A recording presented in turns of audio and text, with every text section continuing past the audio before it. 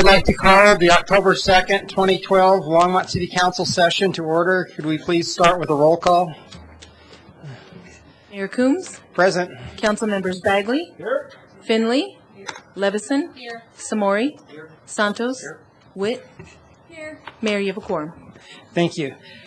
Could we please stand for the Pledge of Allegiance? I pledge allegiance to the flag of the United States of America and to the republic for which it stands, one nation, under God, indivisible, with liberty and justice for all.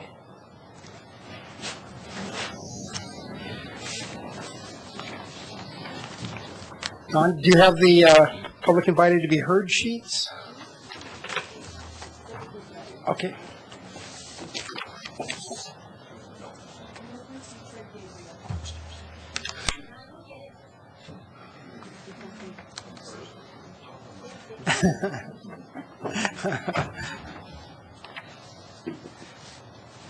So please state your name and address.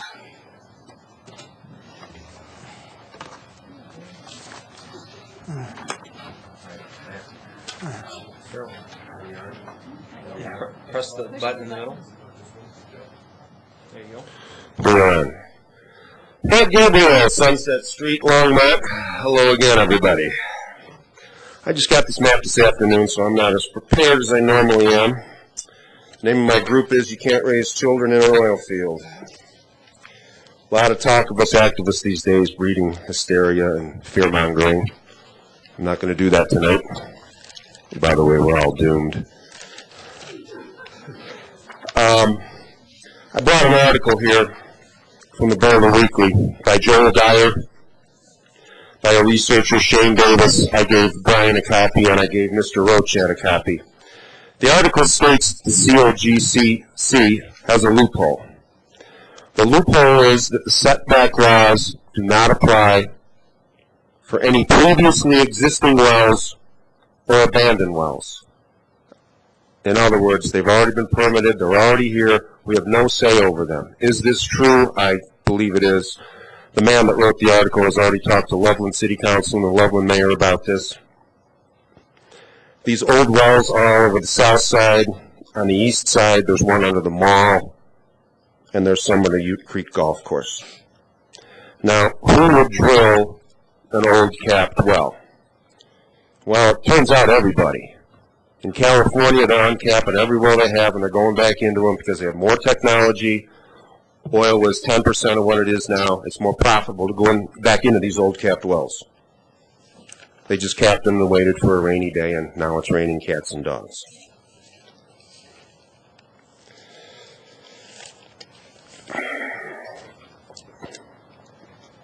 Do the people in these neighborhoods know that they're sitting on these old wells?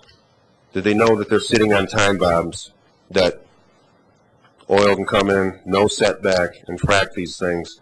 And all the regulations you guys have been working on, apparently this supersedes it.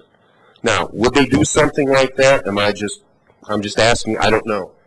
But on the perimeter of this map, it shows in Weld County, directional drilling going right into old wells.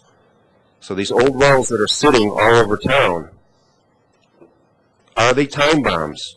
Do these people know that they are in these neighborhoods with these wells underneath their properties, their parks, across the street, whatever? I mean, I'm just asking, and I would like a response.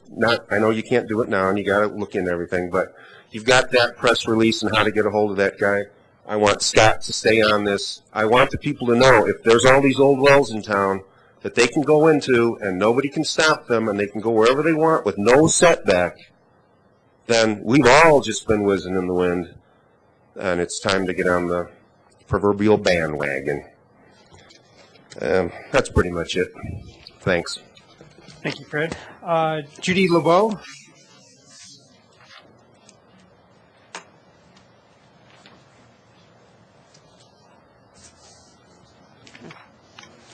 Hi, good evening, everybody. My name is Judy Lubau, and I live at 106 Granada Court in Longmont, and I am running for the RTD board from our area. I wanted to support the proposed transit policy submitted by city staff and urge council to approve it, along with an additional idea to make it even stronger. It's clear to everyone, I think, that the northern communities have essentially been left out of RTD's present build-out of the Fast Track program.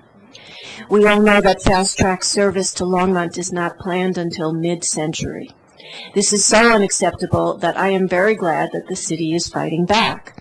In my opinion, fighting back not only means proposing new ideas, such as the good possibility of Longmont being part of the Fast Track's North Metro line instead of the Northwest line, but it should also include effective new networking with our northern area neighbors. One of the ways to ensure that Longmont will never be left out again in transit issues is to learn from the present debacle and to start now forming effective alliances with other northern communities to build a power block that can't be left behind again. I believe this transit networking should be both within and in addition to RTD, so that the northern communities can create our own vision of mass transit for our region and work together to obtain it. This should include gaining concurrence for our plans from our federal and state representatives, so that these important stakeholders can give our vision even more strength. Consequently, I am suggesting that you make the proposed transit plan even stronger by including a plank supporting active engagement in alliance building with other northern Colorado communities to promote a unified vision and create clout for effective northern Colorado transit. Thank you so much for giving me your time. Bye-bye. Thank you. Is there anyone else in the audience who'd like to address council at this time? Seeing no one, I'll close public invited to be heard. Next, we have a proclamation designating October 2nd, 2012 as Ataxia Awareness Day in Longmont. Is there anyone here from that organization? Okay, great. Great. I'll read the proclamation designating October 2nd, 2012 as Ataxia Awareness Day in Longmont, Colorado. Whereas the National Ataxia Foundation, NAF, celebrated its 55th anniversary on September 25th and continues to strive to meet the goals of locating persons at risk, increasing awareness about ataxia, prevent the spread of this disorder, and support research for a cure. Whereas an estimated 15,000 individuals are affected by hereditary and sporadic ataxia in the United States, and whereas ataxia is often fatal degenerative neurological disorder that affects balance, coordination, speech, and whereas ataxia can strike anyone at any time without regard to age, gender, or race, and whereas there is no known cure and the only defense is research and prevention through education. Now, therefore, I, Dennis L. Coombs, by virtue of the authority vested in me and the City Council of the City of Longmont, do hereby proclaim October 2nd as Ataxia Awareness Day in Longmont, and I invite all citizens to honor and support these individuals with ataxia and their caregivers in the hope that a cure will be found. Thank you very much, Mr. Holmes. I wish to thank you for the proclamation of Ataxia Day. Hopefully there will be a cure found shortly, because there's so many people suffering with this. Yeah. I wish to thank my wife, who has dedicated her life to making mine a little more easy. I thank the United Hospital in Longmont for their help in keeping me going. I thank the Senior Center, who keeps me quite busy. We lead a very active life, and I do wish to thank you for this proclamation. Thank you. Thank you.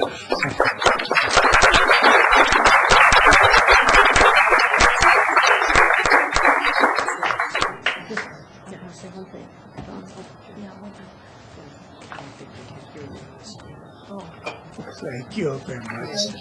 Thank you very much. Senator, we will do a picture inside, but his wife would like to say something. Okay, sure, great. Don has had ataxia all his life, and this is Debbie Crystal. She lost her husband to ataxia 2 years ago. Hi, thank you. You would go ahead and go in the middle and take a picture. All three of us? Yep, everybody.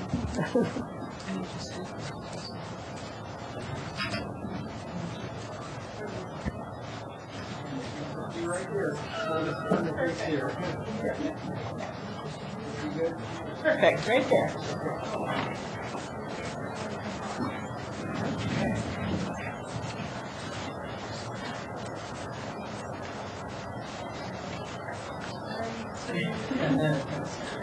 Hold up the proclamation right there. There you go.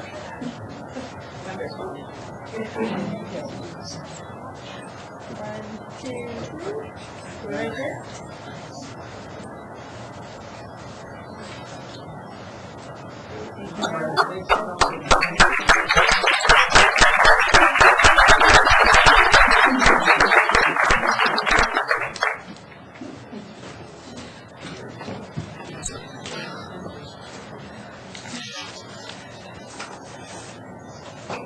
Next, we have a proclamation designating October 2012 as Pregnancy and Infant Loss Awareness Month in Longmont.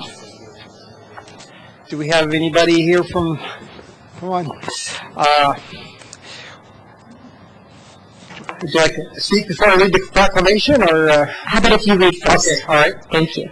A proclamation designating October 2012 as Pregnancy and Infant Loss Awareness Month in Longmont, Colorado. Whereas on October 25th, 1988, President Ronald Reagan designated October as Pregnancy and Infant Loss Awareness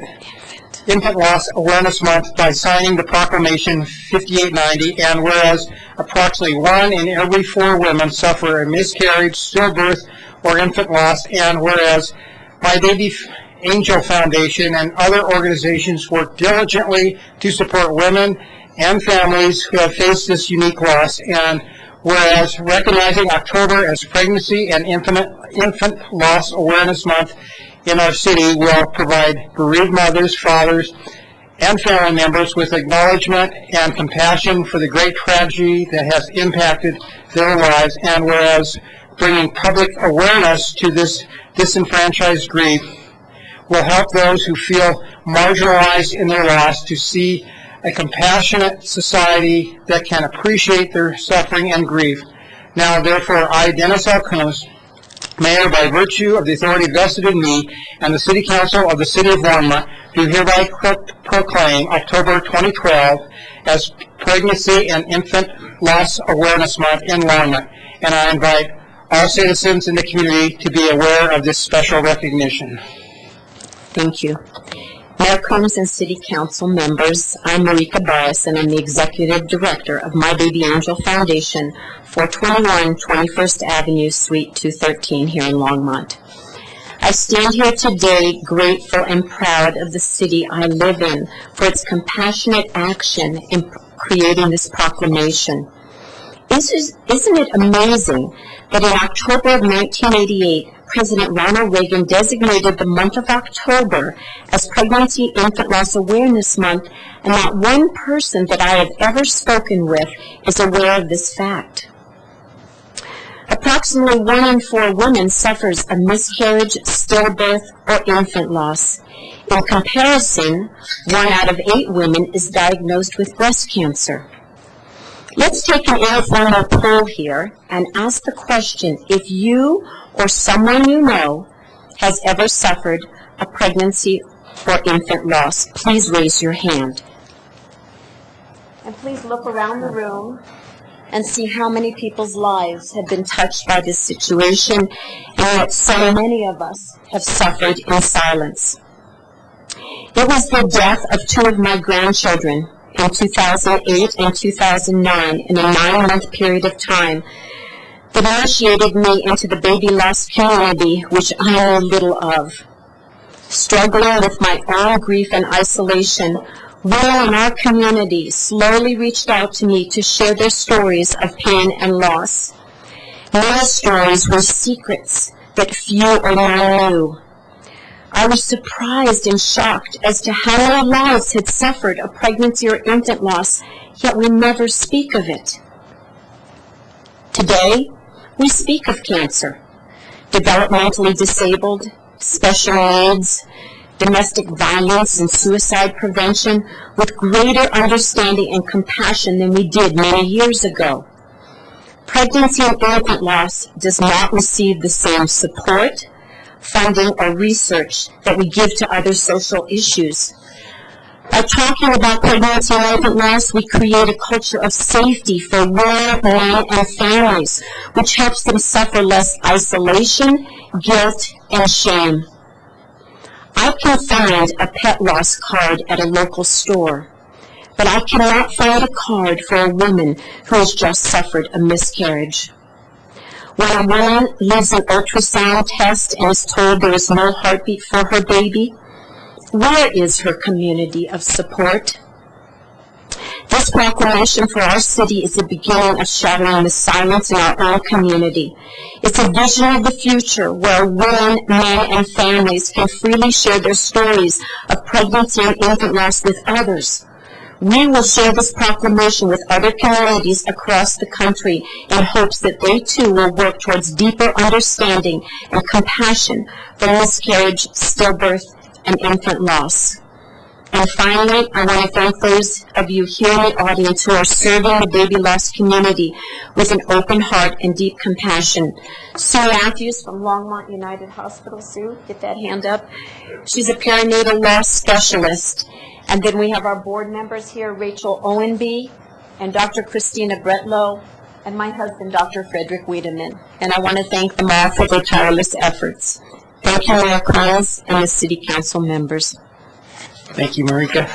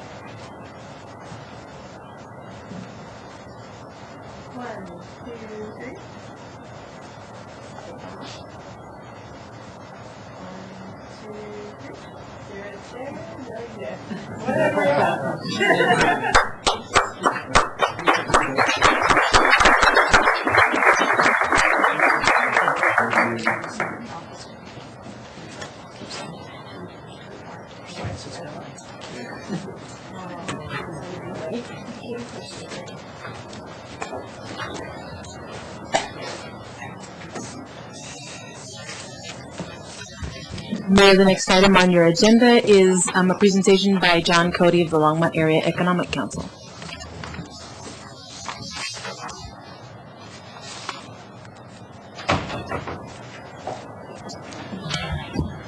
Mayor Collins and members of council, I'm John Cody, president of the Longmont Area Economic Council, 528 Main Street.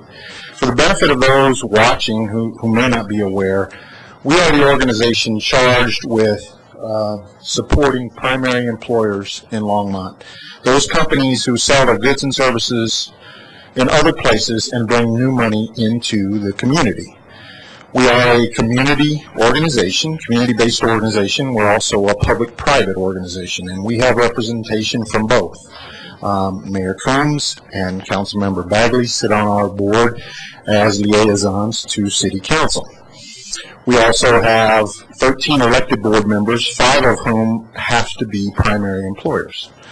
Tonight is really an opportunity just to have kind of an informal dialogue to the degree that you would like to and ask questions. And I have members of my board here that I hope you will invite down once my presentation is through here shortly. And to give you a little bit of an update, and since my board members are here, we will release this information formally next week, but through the third quarter, we are up over 100 net new primary jobs. Our prospect activity is about on par with last year, which is pretty good considering that the second quarter's been fairly slow. that's all positive news from our perspective. We've had positive absorption in terms of real estate. So we do a number of things. Most of you are aware of the things that we are involved in doing. But we're here, as I said tonight, just to chat with you a little bit and find out what kind of questions you have and learn what you want to in terms of more information from the Economic Council. So with your approval, I'd like to invite my board members to come on down. All right, go ahead. Thank you.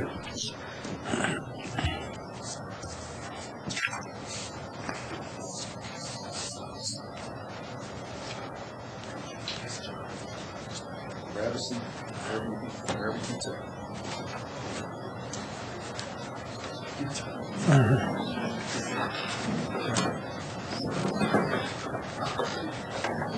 Where would you like? Keep up here. Keep up. Aren't you one of those? Yeah.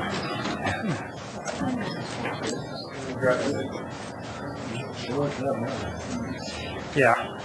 So that way you have access to the mics.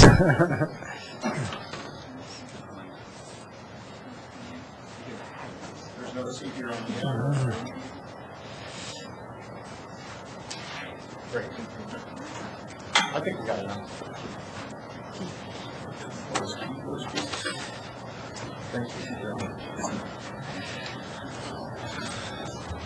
I don't know where anyone necessarily wants to start. If you have questions about where we are in terms of the local economy, or if you have questions about some of the activities we're involved in, or whatever. All right, well, we'll start firing questions.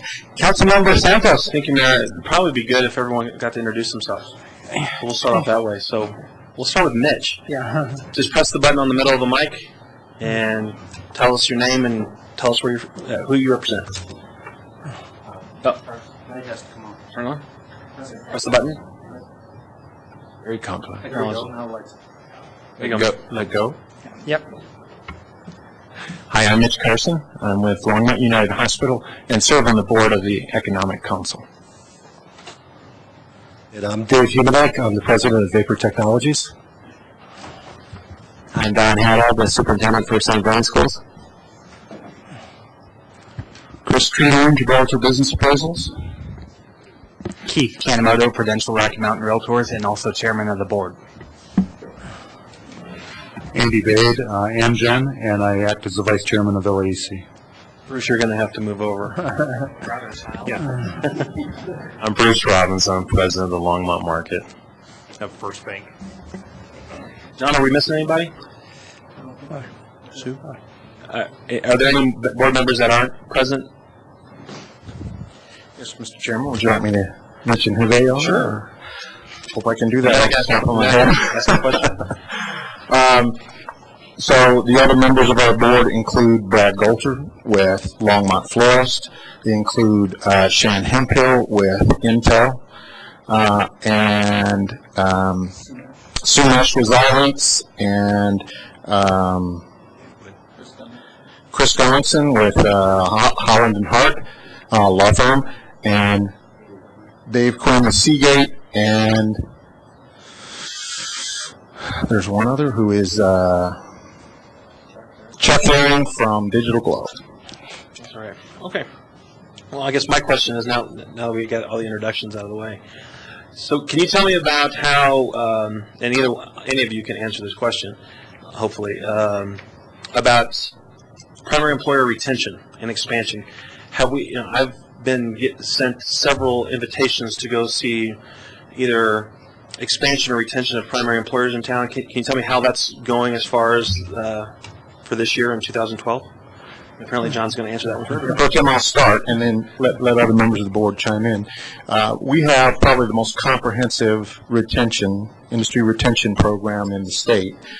Through a group of volunteers, we attempt to survey every primary employer in the area. We can't get to all of them. Some of them don't want to be bothered for a variety of reasons. But we do get a 65% response rate year in and year out. I also visit with at least 50 primary employers each year, and members of city staff accompany us on many of those visits. And then finally, we try to look for opportunities where companies are expanding to help them with open houses, ribbon cuttings, and that kind of thing. And so you've seen some of that. Some of these companies represented here have either come to Longmont over the last several years or have expanded in Longmont. For myself, examples of those that have. Well, recently, as a matter of fact, in the last month, we've had companies such as Micron Technologies, who just had an expansion, and WP Manufacturing, who had an expansion. And we've had over 50 existing companies identify job growth opportunities this year, meaning they've hired new people. Councilmember Finley. Thank you, Mayor Coombs. My question is more towards Keith, I guess. Keith, our staff has told us that and are projecting property values to decrease 2% this year and next year. Are the property values, are the selling prices of homes going down or up at this time? I think, Councilmember Finley, in answer to your question, we are seeing activity across kind of all price sectors of the local residential market. I don't believe that we're going to see a decrease in terms of the average price of the average home sale.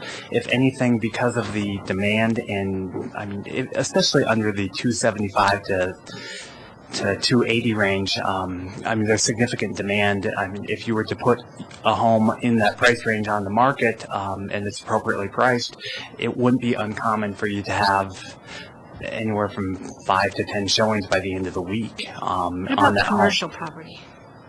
In terms of commercial property, we have seen activity levels. Probably the first and second quarter were strong. The third quarter seemed to slow down in terms of the level of activities, but the lease rates seem to be stable. And especially, we're starting to see more activity on the office sector. The industrial sector has been strong for about the last 20 to 24 months, but the office sector, we're starting to see movement, and as well as in terms of more retailers looking for opportunities, and we're starting to see some of the inline shopping centers starting to fill as well too. So I mean, we're seeing positive signs across the board in terms of the real estate sector, but we still have a long ways to go from where it was during its peak. So. And I guess my last question would be, our unemployment rate in Longmont is at 7.8%. Who has the crystal ball? Where's that going to go in the next year or two? Mr. Mayor and Councilmember Finley, what I would say is unemployment data at its best is survey data, and I've never met anybody who takes the survey in my life. But nevertheless, it is survey data, and typically it is only available at the county level. They don't do it at the city level. There was a special study done. I'm not saying our unemployment rate isn't over 7%. For the county, it's about 6.5%. What I'm saying is the data probably isn't that great, but in my opinion, job growth will be positive this year. It's always possible that's not true, but we think it will be, and I think the unemployment rate will go down. And I think the fourth quarter, but more specifically, from my perspective, the first quarter of next year will be a very good one. Councilmember Webb. Thank you, Mayor.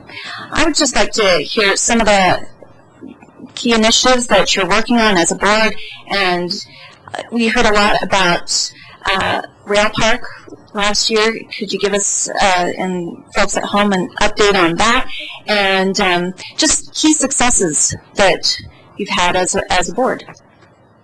Well, I will start off with the Rail Park side, since that's a little more of a staff activity level, and then let others chime in. So last year, you're right, we did.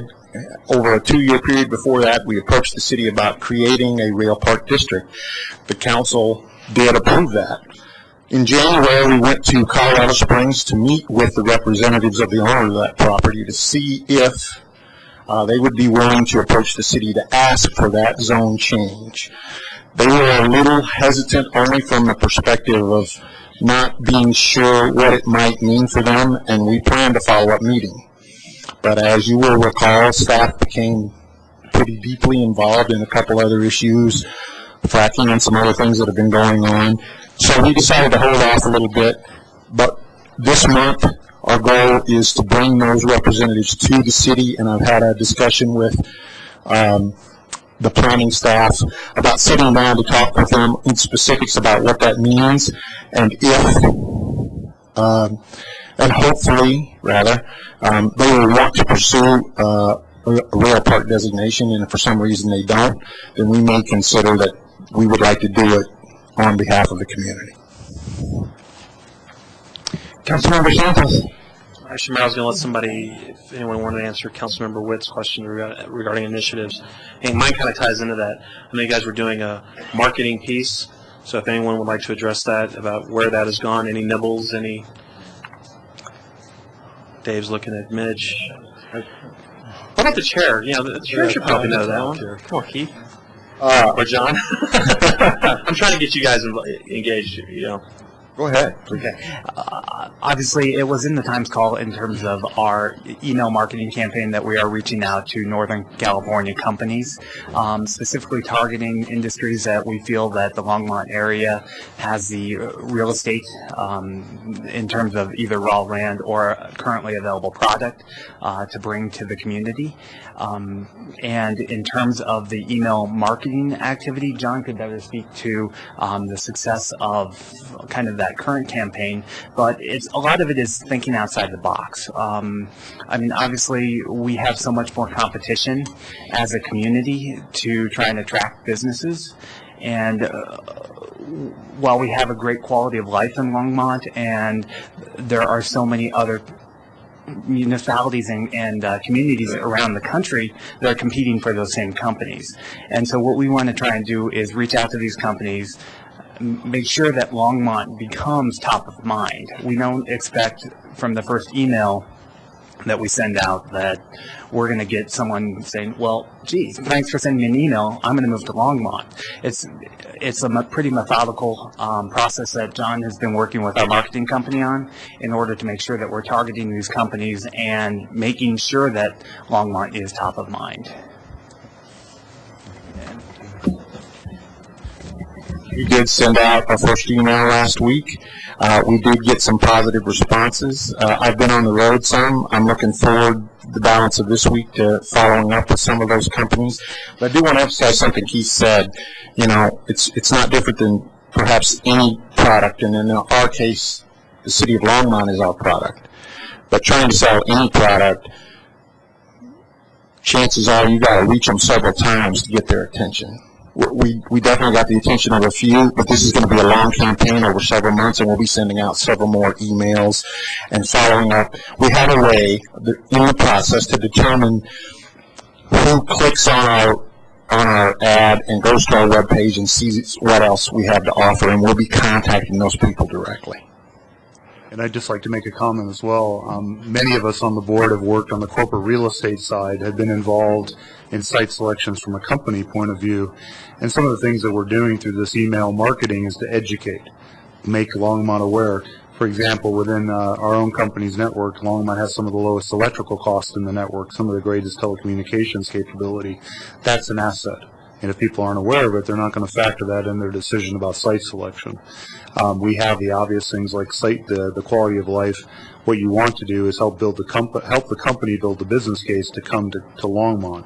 That will not happen overnight, as Keith said. We have no expectations, and quite frankly, from a company's point of view, it's unreasonable to expect that an email would trigger a relocation. That's a fairly significant decision for a company. What we want to do is market, educate, and make them aware of the advantages of coming here, not just necessarily quality of life, but the things that mean something to the business. And that's in nature of what we're going to be advertising. As John said, too, what we've also tried to do through both the marketing initiative but also our website is you want to make information available rapidly to the company, in many cases in a way that they don't have to expose who they are. Because companies don't necessarily always want to have people know that they're thinking of relocating. That's a significant thing that can happen to the employees of a company, for example. And so confidentiality becomes a very important factor. And so a point of this, and why we've also focused on a robust web page, is to allow companies to have the ability to get information from Longmont that's meaningful to them rapidly without having to directly contact or go through an intermediary. And so the whole campaign works together to meet the needs of what companies will be looking for in a way that's responsive to what the way they want to see it.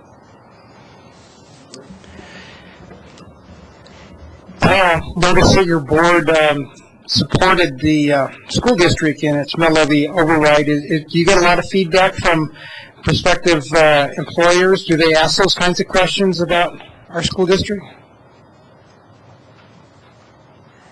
Absolutely. One of the things that John mentioned in his comments at the start were the annual survey that we do.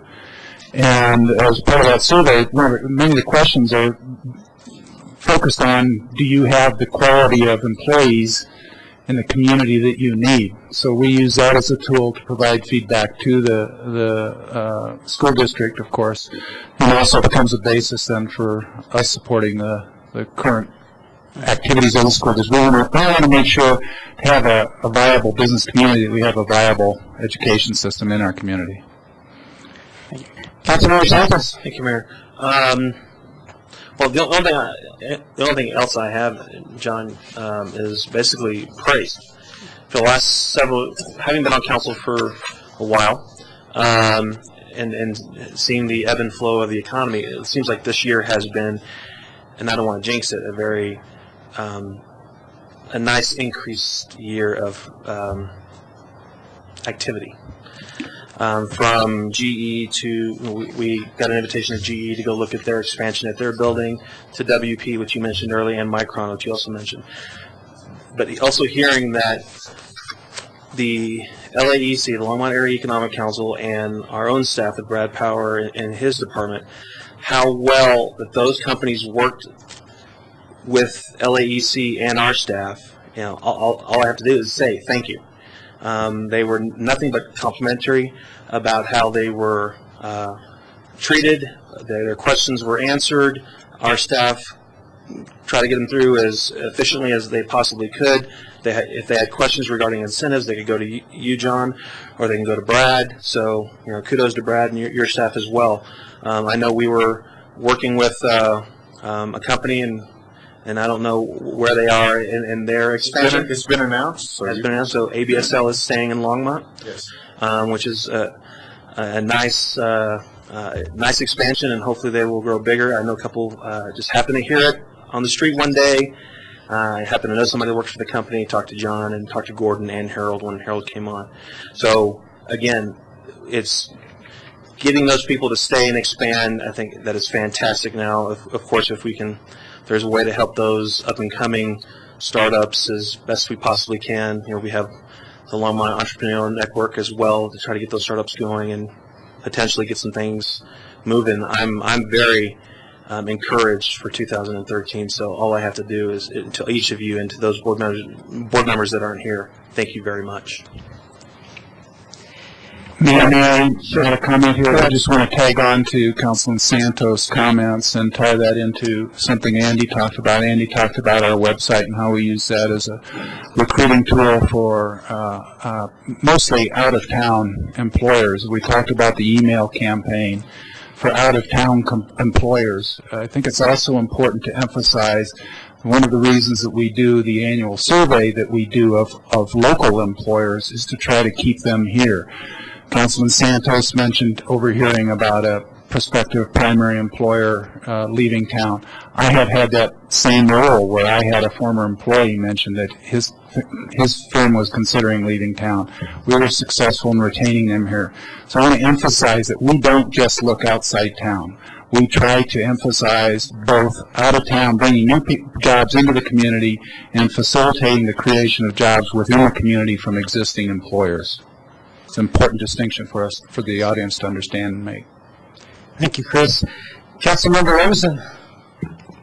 Yes, I would like you to talk maybe a little bit about some of the public events that you had. The one recently in August where you brought nonprofits together with our primary employers. Talk a little bit about that, and then I'm wondering if you're going to go back to having Channel 8 tape some of those talks when you bring the economists in for those lunchtime or breakfast talks. Some of that information about, you know, what the region is doing economically, what the business trends are, would be tremendously helpful to be on Channel 8. And I noticed that seemed to have gone by the wayside, having a videographer tape those things, because not everybody does have the time or can afford to pay the ticket to go to the luncheon or the breakfast meeting. So can you explain some of those public events you do, and then why we're not taping anymore? Sure. Be my pleasure. So we hold 5 major events during the year.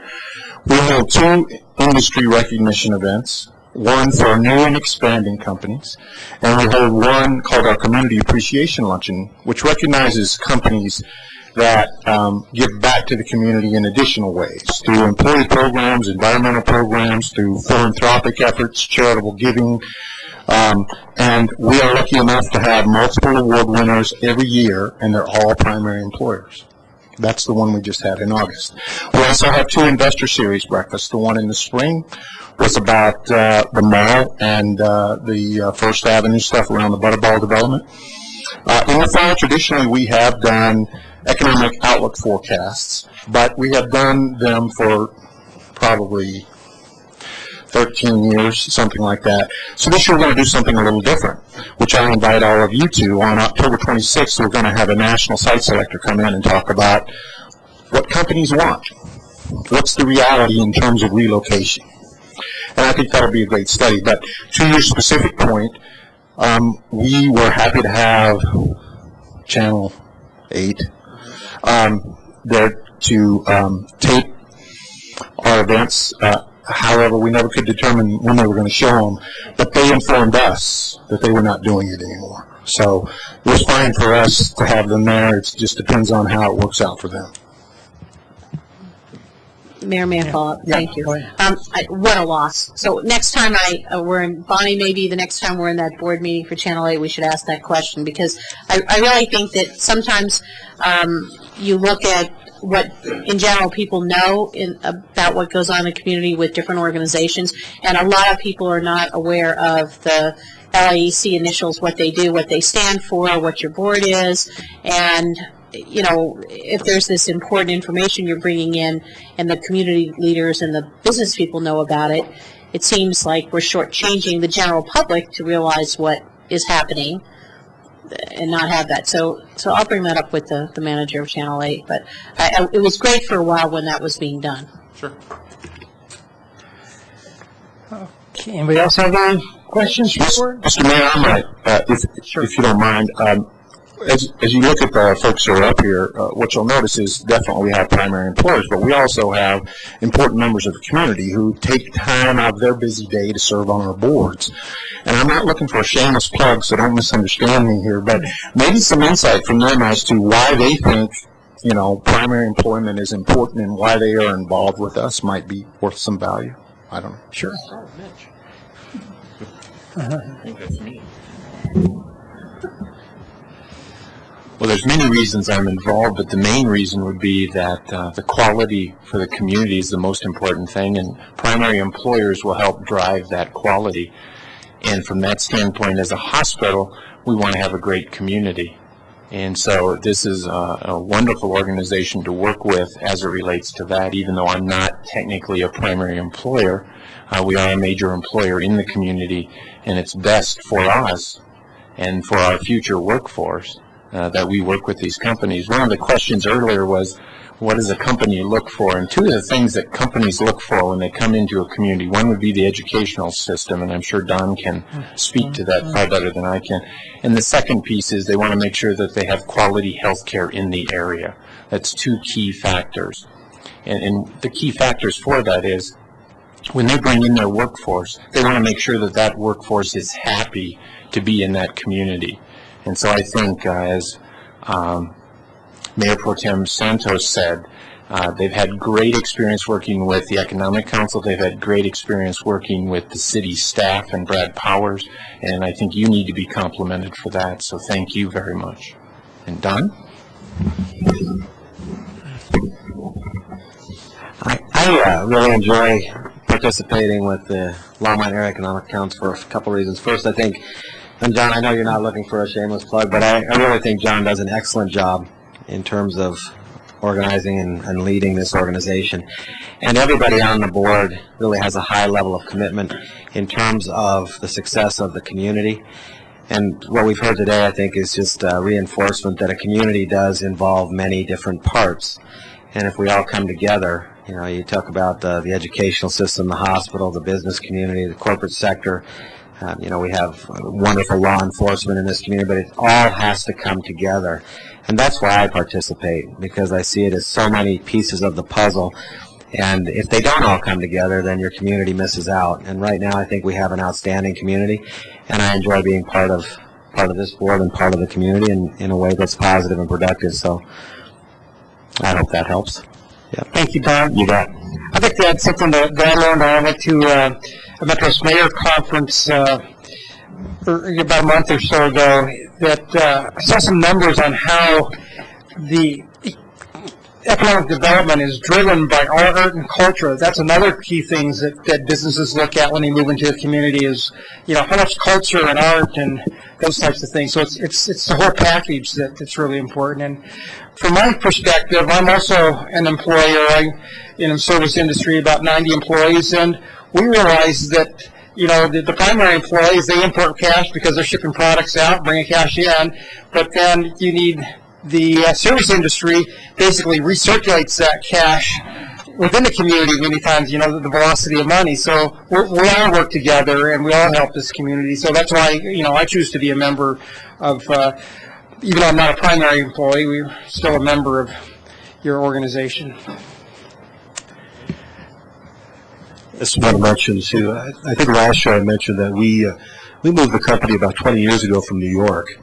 And one of the main reasons we did is because it was a great pool of technical talent here in this area. And frankly, it got eroded a little bit about 10, 15 years ago. And one of the reasons I got involved in this organization is that it brings into the communities these technical companies that help cluster this high-value employee for us. And I know, John, we have some figures on what was the average salary for primary employment? Yeah, the average primary wage in Longmont, we do this study every few years, is $96,000 a year. Now, that doesn't mean every primary employee makes $96,000.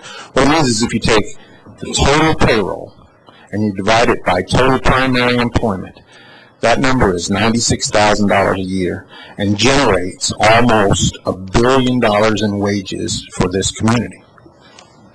That's an incredible number. And really what it underscores is success breeds success. In this area, we want economic engines like that to keep it moving, particularly on high-tech employment. Well, thank you. The reason that I've been involved with the council, and I think I'm in my 13th year on the Economic Council Board of Directors. It's been long enough I've lost track. But I'm looking for leverage. I believe being involved in the community is important, and I'm trying to leverage my very limited time to be available to the community by being involved in an organization that has impact. And I want to talk a little more about leverage. I think it's something that we too often overlook. Most people don't recognize that the Longmont Area Economic Council is an unusual economic development organization, not only in the state but in the country. And literally, this organization has a national and international reputation. We accept that too easily. But one of the reasons that it does is because of leverage. We have very limited budget, very limited resources, very limited staff. We focus on primary employers for the reasons you've been hearing about in the last few minutes. For every primary job we create 2 secondary jobs. So Dennis can hire a bartender, a waiter, a waitress, so that we have Mitch can have another nurse or a receptionist at the hospital or another doctor, so that Keith can have somebody in his office to help him with his brokerage activities. You can go down the table here for around the circle here and talk about how bringing primary jobs to this community has a positive impact. So I personally try to leverage my very limited amount of time by being involved in an organization that I think is going to leverage my time, not just once, but twice. Thank you. Well, I mean, one of the main reasons why I'm involved in the Economic Council is I'm proud of our community. I'm proud of what we have as a community. We're a very business-friendly community. Our forefathers basically set forth and laid some great groundwork for our community to bring in companies like Amgen, Xilinx, Digital Globe, Intrado, and the list goes on and on. When you look at a town of 87,000 citizens, and you look at our company pool base of, when you look at all the FAA communications for, I think it's 11 states, comes through Longmont. 911 calls for most of the Western U.S. and Canada come through Longmont. Google digital or imagery for digital globes comes through Longmont.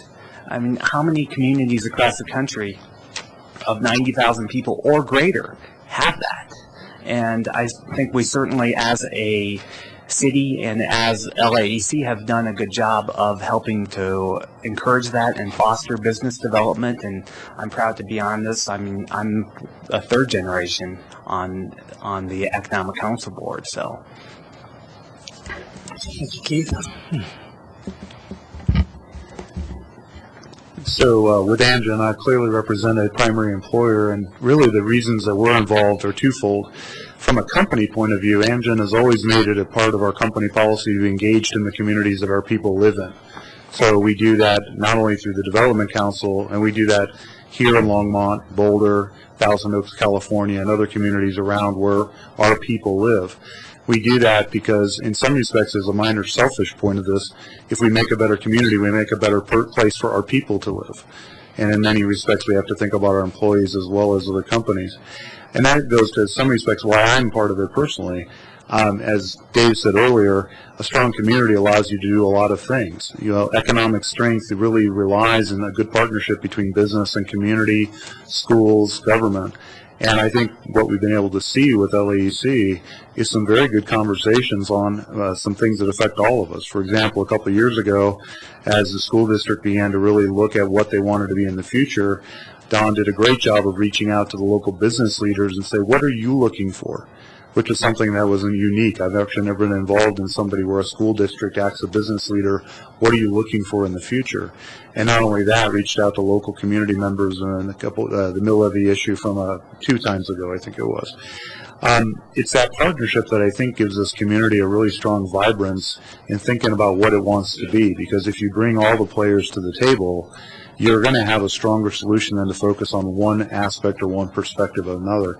And I think LAEC provides the city and the local community a great way of doing that, and to me that's personally very gratifying, and it's great to be a part of a community like that where my own family lives, that we can see and grow and set up how Longmont will be for the future. Thank you, Andy. I think I'll sum it up. A couple words. You know, the company I worked for, First Bank, I'd been with them for 22 years. We came to Boulder County here in Longmont in 1972, basically because IBM was coming to Boulder County. And in Longmont, I was just looking at the reports, as of September 30th, we manage almost $400 million in assets within the city limits. We're growing. We have 36 people, service employees on full benefits working for us, most of which who live here in our community, and this is some of the other businesses that you are familiar with. As we say, the figure of one primary job creates 2 secondary jobs. I think really hits home the importance on why we need to focus on primary employers. Quite frankly, you know, we wouldn't be the company that we are today were it not for the Amgens, the Seagates, and the IBMs, and that's why I sit on the board. Thank you, Bruce, and thanks everybody for coming tonight. Thanks for the wonderful preview. Mayor Coons, may I ask the most important question of the evening? You bet. What can we do for you, the City Council?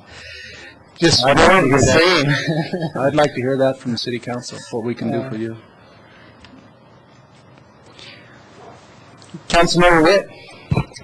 How about you figure out a way to get some Class A office space here? So happens I have some.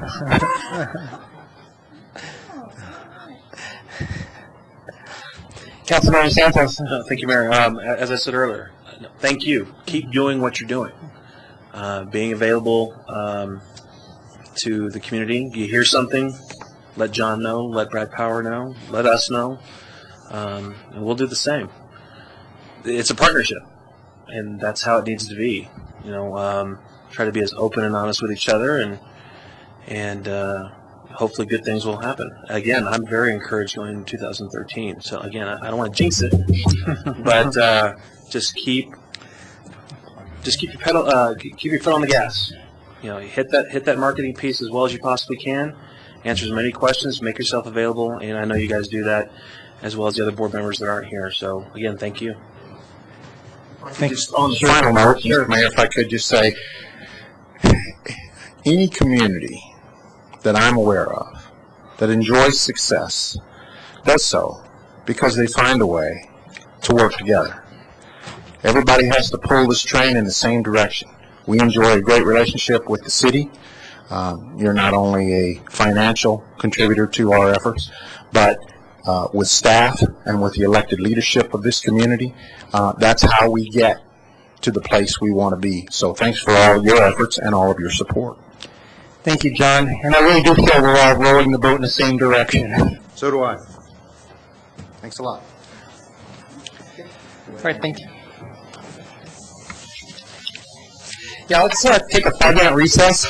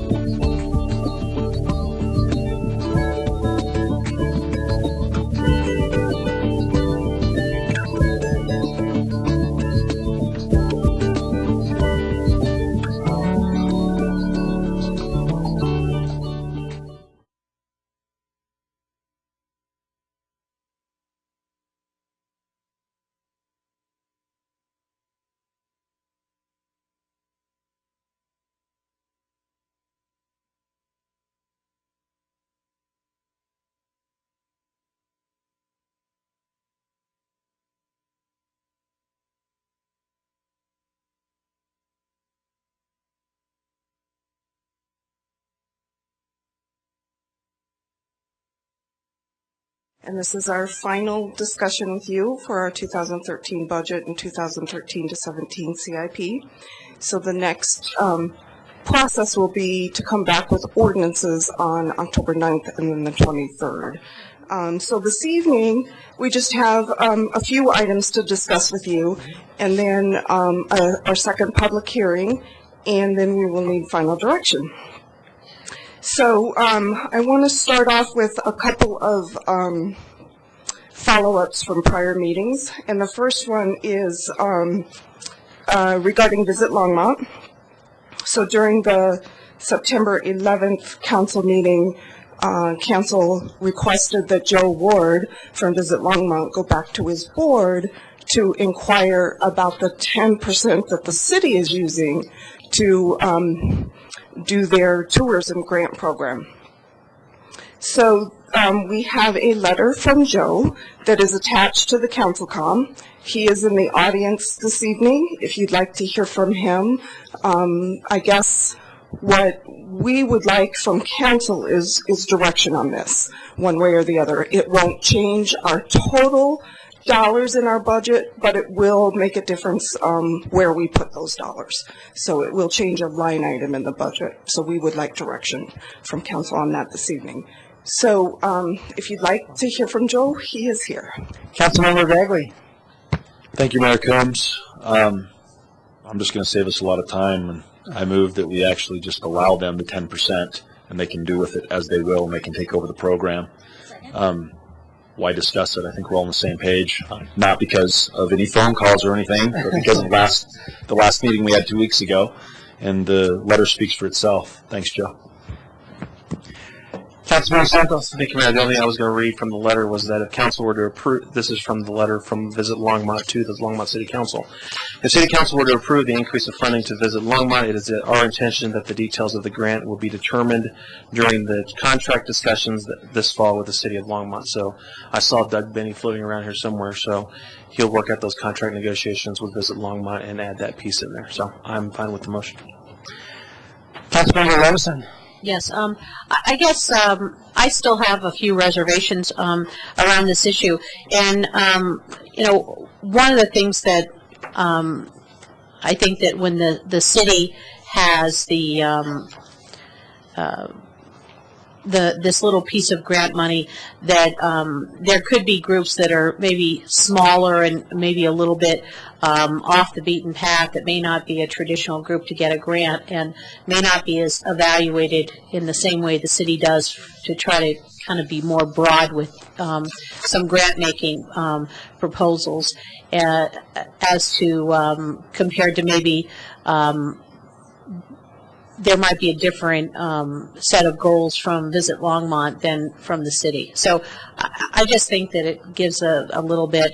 I'm not going to be voting for this just simply because I really think that the city needs to have that little piece of the lodger's tax to use for a real broad community interest if there is one, and to have that opportunity for maybe other groups to come in and use money a little bit differently. So nothing against Visit Longmont or anything. I just it's just my personal opinion. And then when I would also encourage Visit Longmont, because I know which way this vote's going to go, to make sure you might have different outside readers that are people not on the board, helping to evaluate the grants as they come in, just so that other people in the community have an opportunity to know how things are being evaluated and which groups are getting money and which are not. Councilmember Sonali. Thank you, Mayor Coombs. I think that the way the letter was worded from Visit Longmont clearly states that that's their intention and that the terms will be in the contract. I don't anticipate that, based on our last conversation at least, I don't anticipate that the terms are going to change, because we said we would do it based on the fact that they will continue to allocate those funds to promote other events within the community and to keep them as a grant. It just takes the burden of managing and administering the process from the city and puts it on Visit Longmont. So I would hope that you would reconsider your not supporting it. Councilmember Rosen. Can we clarify the motion, because I thought the motion was give them the 10%, let them run wild. I mean, or not have to do, just let them do whatever they want with that last 10%. That's what I thought the motion was. Can I read back the motion? Councilmember Bagley moved that Visit Longmont be given the additional 10% and do with it as they will, is what I captured. Councilmember Bagley. I would like to amend my motion that we approve the request to give the extra 10% to the, having a brain fade here, Joe's organization, the Lava. And that they can do with it as they will, pursuant to the negotiations and the contract that they come up with the city. And the understanding that it would be based upon our conversation 2 weeks ago that they would continue to use it in a similar fashion as it's been used to date. Here too. Put the here too in there. I will second that. All right. So it's been seconded by Councilmember Witt. Shall we vote?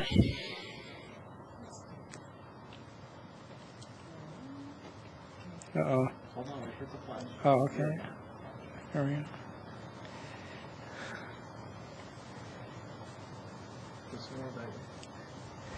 Okay, it passes 6-1 with Councilmember Levison dissenting.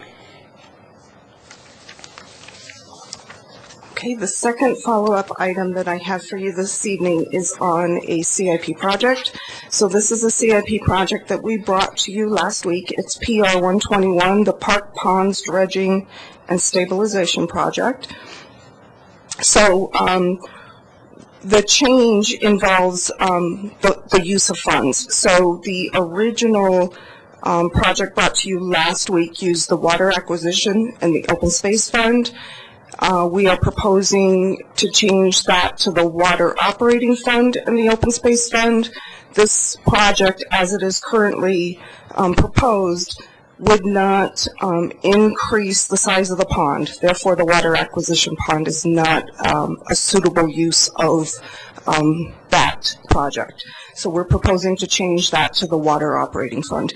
And that new CIP page is attached to the communication. Councilmember Santos. Thank you, Mayor. Teresa, what's the fund balance in the water operating fund? Oh, I don't know the answer off the top of my head. 27 million is what they are. There's adequate funding. There is adequate funding in that, okay. fund, yes. That's my only question. Yeah. So I would move that we accept the CIP change for PR 121. Second. All right. Councilmember Bagley. Thank you, Mayor Coombs. I got a quick question, and I mentioned it to you, Harold. And the question is, if we are, I understand Mayor Pro Tem Santos has said continuously, as council members, we need to understand how the money goes and the different pots, and I get it. I mean, I get the point. I don't get where all the money goes. I'm working on that. But my question is that if we're going to be dredging the lake, and you had mentioned that we are going to be putting the dredge, is that the correct term for whatever we get from the lake? If we're going to be putting it in the park, can we use those funds to actually beautify the park once we put the sludge down? I know that we're looking for money from the parks, but is that not, I know it's different, I mean, as I'm hearing from Mayor Pro Tem Santos, but my question is that if we're using the funds to take dirt and mud from one place and put it in another, can we not use those same funds to choose how we put it in another location? If we put sod down on top of it, for example? So, Councilmember Bagley, this project really does just the dredging. I don't believe that using park improvement fund, if that's what you're referring to. No, I'm talking about if we have 20, if we have open space money, we have water cache acquisition. We have money in funds that we can only use for certain things. And so my question is, if we're limited in their use, is there a creative way to use those funds in areas that we need the money, like parks or general fund, etc.? I mean, legally. So I'm asking, if we're going to be dumping the sludge in the park, which is what I heard a couple weeks ago, is it not possible to use the money to enhance the park? Mayor Combs and Councilmember Bagley, Dale Rademacher, Director of Public Works and Natural Resources. I believe it's an obligation of the Water Fund to, make the improvements to the water utility that are needed in order to have an operating system. And so to the extent that it is causing a burden to another fund with the work that it's doing, it is probably their responsibility to do that. I don't know that we have necessarily selected the final place to deposit the material that we're moving, which is a fairly limited amount of material, really more in the location of the pump station. We may, in fact, simply widen the berm area of the lake and not move it any further. It's very expensive to move dredged material. It's incredibly expensive because essentially what you're doing is moving water. And so our goal is going to be to minimize the handling and transport of that to the best that we can. I would also say, though, that the material coming out of the lake is probably really good, and it's probably a really good benefit for the park.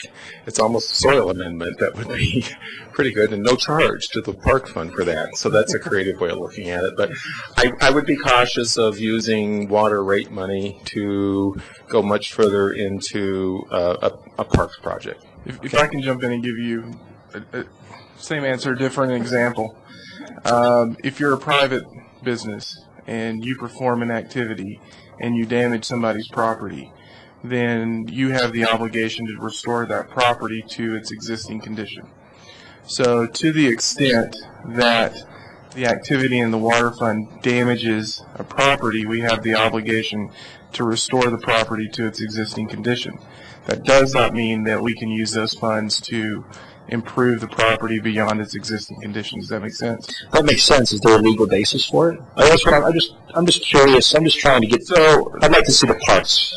So, is there a legal basis? That's it. So when you look at the fact that we operate in a fund accounting system, and each one of those business entities operates as a separate business, and so you try to do that to keep the integrity of the system, because then what ends up happening is you're taking funds from the water ratepayers to fund a general fund activity, which then starts convoluting the entire process. Okay, that makes sense. Thank you.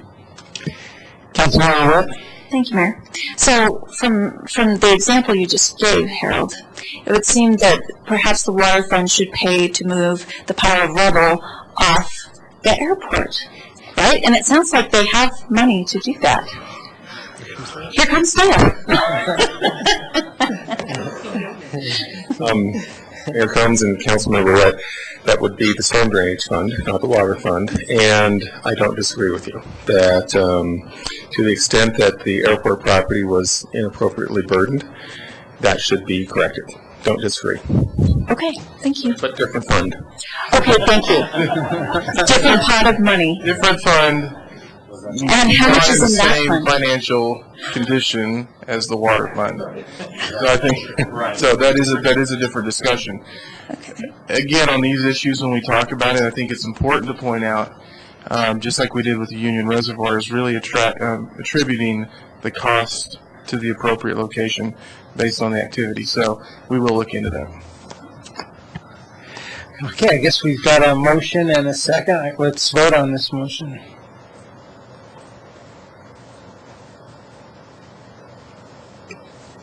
Okay, that passes 7-0. Okay, and the next item that we have for you is the allocation of the council one-time funds. So again, during the September 11th meeting, you heard from several outside agencies that have requested funding. So that list has been provided again for you in your council packet. You have a total of $350,000 to allocate across those organizations. The amount that each organization has requested totals $331,000. I would also point out that the Longmont Community Justice Partnership is asking for a total of $200,000. $180,000 would come from your $350,000, and if you fund the full $200,000, $20,000 of it will need to be added in the public safety fund. That is consistent with the way we have done it in prior years. So if you were to allocate all of the dollars to the agencies as they're requesting, you will have a remaining of $19,000 in that one-time allocation. And so we would also need direction on what you would like to do with that $19,000. Well, what's the difference if we just put the $19,000 plus the $128,000 and then you only fund the remaining $1,000 from the public safety fund? Can we do that? Absolutely, council could choose to do that as well. It is not what we've done in the past, but yes, council could choose to do that. Councilmember Witt. I would like to suggest that we separate the question. I think that we should vote on the one-time funds as it is currently laid out, and then have a discussion on the remaining funds after. Is that acceptable?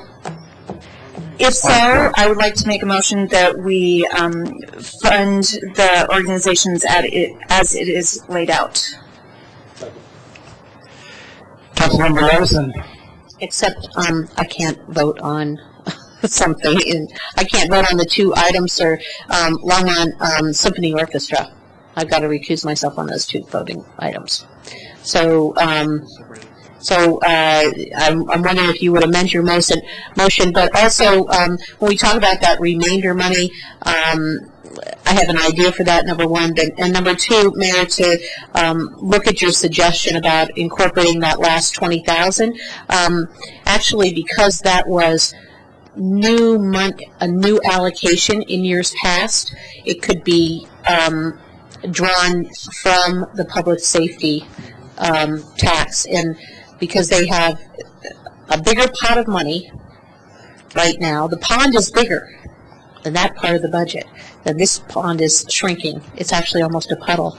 Then we decided a few years ago that it would be better to take the new money where you can have access to new money.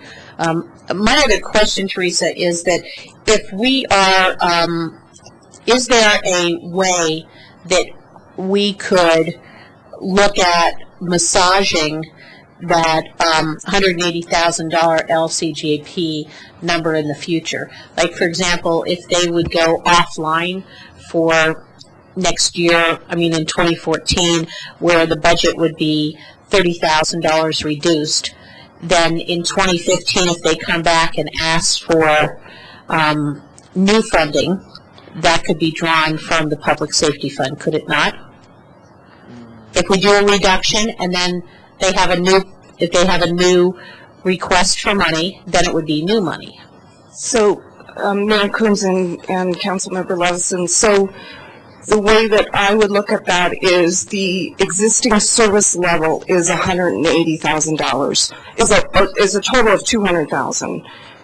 The $20,000 was new service level 3 years ago, maybe, and that was the methodology for putting it towards the public safety fund. If we reduce the amount in 1 year and then increase it again in the following year, if I'm following what you're suggesting, to me that's just taking it back to an existing service level. It's not necessarily a new service level, I wouldn't say. Okay. Well, and I'm just wondering, because that's the largest component of this, the request for council one-time funds. And it's not, we're not going to assume that we're ever going to have this kind of level every year to allocate. And so I'm just trying to maybe start the discussion about maybe looking at more creative ways to do things. So the other thing is I would like to ask the Councilmember Witt with her motion if we can separate out those other two items so I can recuse myself. It's the Longmont Symphony Orchestra 4th of July concert and Longmont Symphony Orchestra Vance Brandt Civic Auditorium funding. Councilmember Witt. I would like to amend my motion that we approve the funding as set out minus the Longmont Symphony Orchestra 4th of July concert, and the Longmont Symphony Orchestra Advanced Brand Civic Auditorium. Okay. Shall we vote on, oh, just a minute. We still need to get a second, though. Second. All right.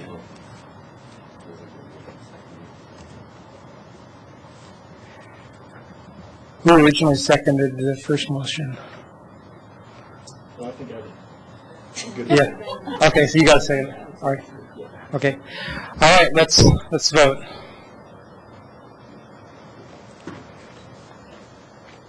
Okay, that passes 7-0.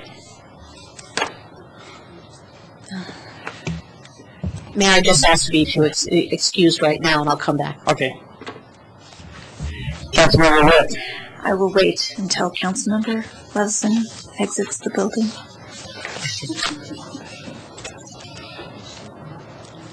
All right. I would like to move that we approve funding for the Longmont Symphony Orchestra 4th of July concert in the Bandstand Civic Auditorium. Second. All right, let's vote on that. How about this one? Councilmember Bagley. I'm going to vote under one condition, and I want a commitment. At the end, I want the cannon. I want the cannon. We didn't have the cannon this year, did we? We always had the cannon, except we didn't do it this year. So, fire hazard? All right, well, I'm going to ask that we have the cannon, but I'm still going to vote for it. Councilmember Santos. Thank you. And along those lines, I'm still wondering about the fireworks. All right, let's vote. Okay, that passes 6-0 with Councilmember Levison absent.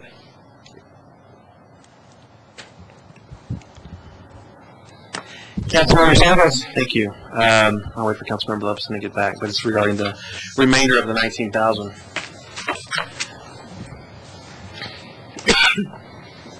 Teresa, how much do we, for 2013, is in council contingency? I don't remember off the top of my head. So for 2013, it is $60,000. I'd be all right if we just roll that into the council contingency fund for 2013. In fact, I'll make that motion. I move that we move the remainder of the one-time council time funding to be moved to the council contingency fund for 2013, the $19,000, the remainder. Councilmember Bagley. Thank you, Mayor Combs. I think rather than putting it in the council contingency fund, I think we should give it back to our budget director, our CFO, and let him put it into our reserves. If we have an extra 19 grand, we don't need to spend it. Let's just save it for a rainy day. That's what I think we should do. So I can't make a motion because there's one on the floor, but that's the motion I'd make if this motion passes or fails. Councilmember Levison. And actually, I have another idea to throw out, is that when I was, I know we've had some running discussions about the 1.6% set aside for human services. I did sort of the back of the envelope calculation, and each point one gives you, it's about $62,000. So I was thinking that we should perhaps look at taking this $19,000 and seeing whether or not we could find some additional other funds that we could maybe change the financial policy to look at going from the 1.6 maybe down to 1.5, 1.4 for next year. Simply because we've been talking, the staff did a really good job when we directed and had the discussion around our desire to reduce the money, the one-time funds that were kind of ongoing projects, and they reduced that in half. And similarly, we had not been as aggressive with that 1.6%. And it is a concern because, frankly, every time we move the allocation of tax funds to that 88% level, we add money into that fund where it wasn't really an intention that part of the budget grows as well. So I'm just bringing that up because I want to have that discussion. If we vote to do the $19,000 to either of these other two choices, we might miss an opportunity to reduce another part of the budget long term that we've had some discussion on. Councilmember Santos. Thank you, Mayor. Harold, aren't we going to potentially address this 1.6? I'd just like to address the arts and public places money that gets used with construction in next year's 2014 budget when we reset. So we're going to have that discussion in a month or two.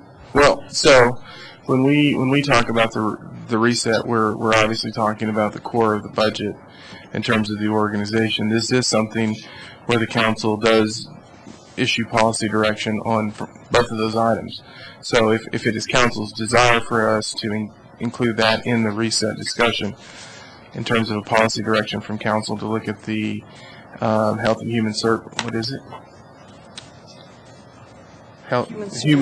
human service agency funds at the 1.6, and then if council wants us to look at the arts and public places at the 1.5%, you can direct us to do that. We will include that in the reset discussion, and then bring back various options to council in terms of how we can look at this and really boil it down into bring in some core concepts into the discussion and have a policy discussion, frankly, if we go in that direction with what council would want to see in terms of guiding us through that look in terms of a reset. Well, it's probably we're kind of getting off track from the 19,000, but it's probably good to have that discussion regarding the 1.6 and the 1.5 in the 2014 budget. To do it now would probably be a big monkey wrench.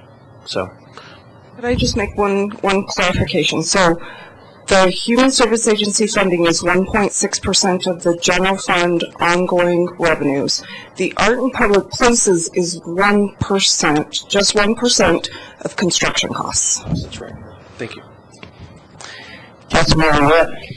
I am just going to let it be known that I am not going to support putting this money into the council contingency fund. I agree with Councilmember Bagley. That's what it's, as he said, that's what it's there for. Anytime that we have a little bit that we can add to it, it's going to be it's only this much. It's just a little bit, but it's more than we were going to be able to put in it. So I'm going to vote no on this motion and second his motion if it should fail. Councilmember Wilson. I almost. Well, not almost. I disagree a little bit about looking at including the 1.6 in the reset for next year, because by the time we have any kind of real money about what the difference between 1.6 and 1.3 is, there'll be an assumption, I think, in the community that there's not going to be any kind of ever change in what's been a finite number hovering between $900 and $1 million for the last few years. And I think that when we've reduced that again, the list we've cut in half now from the ongoing projects with one-time money, I really think that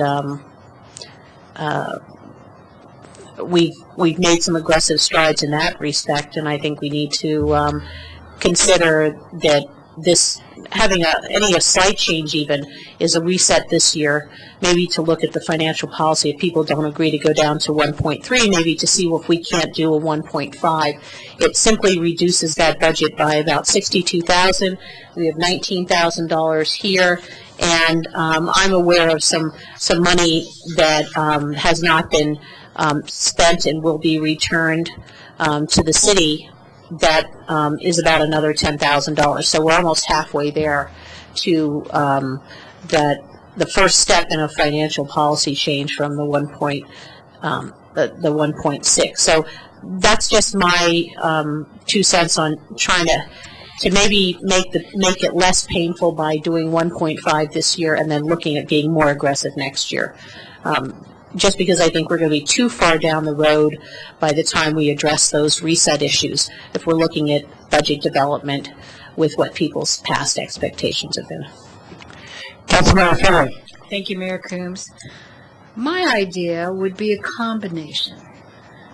I say put that $19,000 in the council contingency fund, and if at the end of the year we have not found a use for it, to put it in our reserve fund.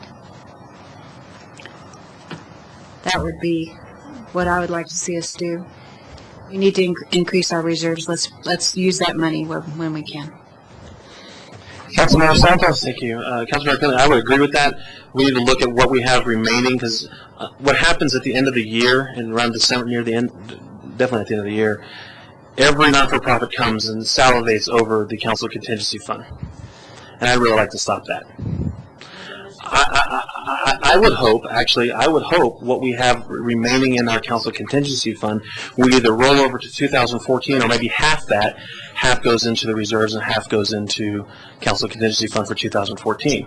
But we're kind of, I would like to see this $19,000 go into the council contingency fund for 2014, and then when we get to the end of year of this year, 2012. I'm sorry, the $19,000 goes in 2013. Too many years into 13. At the end of 2012, in December, whatever is remaining of the council contingency fund, I say we split that in half. Half goes to the reserve fund, or more goes to the reserve fund, while the remaining part goes in the council contingency fund for 2013. Does that make sense? Okay. That's why I'm suggesting this 19 go into the council contingency fund for 2013. Councilmember Bagley. Thank you, Mayor Coombs. I love you guys. You know that. I just think that it's the nature of our politicians to spend money. And we're always talking about national politics, about how politicians never cut taxes, and we always spend money. Let's just start now. Let's bank it. 19 grand. Let's put it in the reserves, and we're done. Nobody can come and beg for money at the end of the year, because we ain't got it. It's in the reserves. And at the end, hopefully in December, we say, hey, we got another 60 grand for you. Put that in the reserves, too. I mean, if we just make the decision not to spend it, it's like sitting around the kitchen table. Longmont family says, we're not going to spend this money. Let's bank it. Put it away and forget about it. That's what I think we should do. I kind of agree with you. I guess we have a motion and a second. Should we just vote?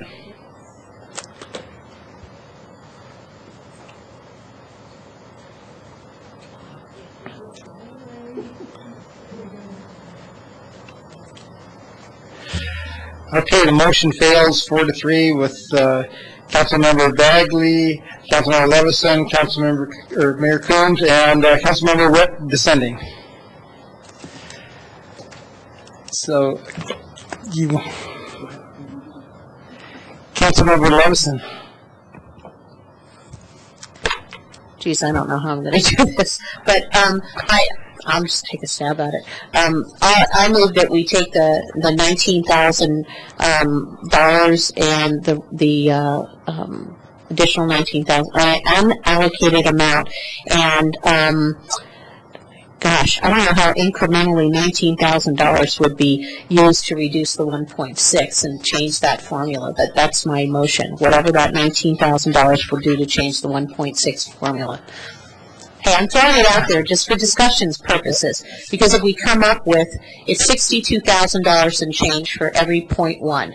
So if we could come up with, the rest of that for a 0.1, we can change our financial policy to 1.5. At this point, if you look at the past history of that fund, it's been increasing for no other reason but the fact that we've changed the split. Councilmember Witt. I'll wait until Councilmember's motion is seconded.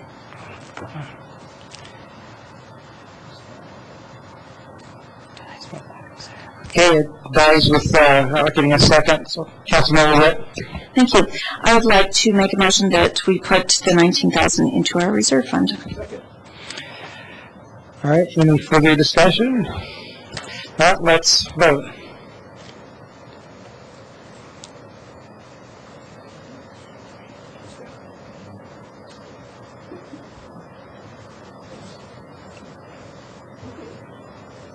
Okay, that passes 7-0. Okay, so Mayor and Council, let me just recap. So the actions that you have taken tonight, the changes on the total budget was to reduce the general fund by $19,000 because that's now going to go to fund balance, so it's not going to be part of our budget. And then we increased the public safety fund by $20,000 for LCJP. Okay. Councilmember Bradley. Thank you, Mayor Combs. I know that when Councilmember Levison left, we voted and approved the Longmont Symphony Orchestra 4th of July concert and the Longmont Symphony Orchestra Band's Brand Civic Auditorium, but did we approve the rest of it? Yeah, okay, it was just approved. double checking. Maybe I wasn't Separate here. votes. All right, just double checking. Couldn't remember there for a second. Too much Diet Coke. Thanks. Okay, so the next item was is our 2012 financial assessment report. This was a... Let me jump in real quick. Okay. Just for clarity, in terms of how we approach the reset and looking at budget items for next year, there was a brief discussion that developed with council about the 1.6% and the 1% in terms of looking at and including it in the process.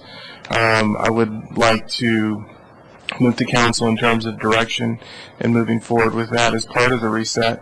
And also remind council that as we do look to 2014 as far as the financial policies are concerned, you do have the ability to adjust the percentage, and then we can include that in the, as we move forward into the process in next year's budget.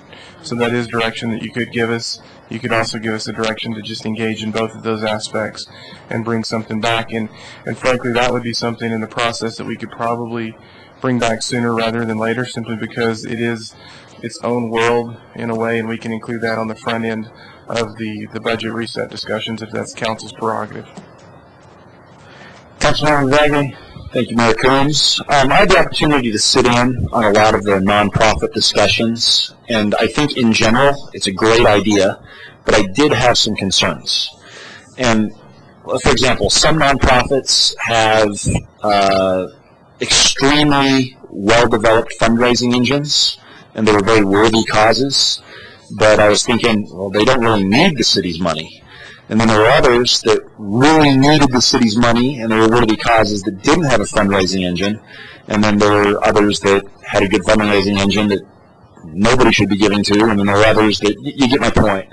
And I don't know what the process would be, whether we should ask staff to figure it out, or whether we have a discussion at a study session, but I personally think it would be appropriate to talk about, one, is the 1.6 appropriate, like Councilmember Levison points out, because, like it or not, the charter says we shouldn't be donating to nonprofits, and we get around that by contracts.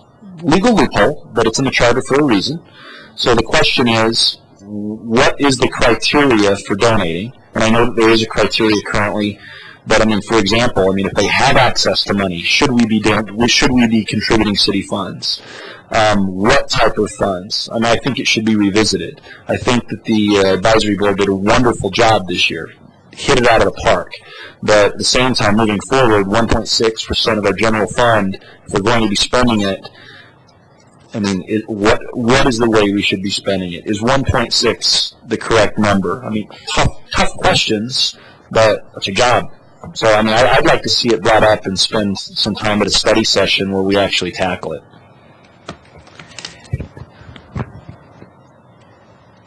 Councilmember Levison. Yes, I would like to have, just make sure I ask this clarifying question.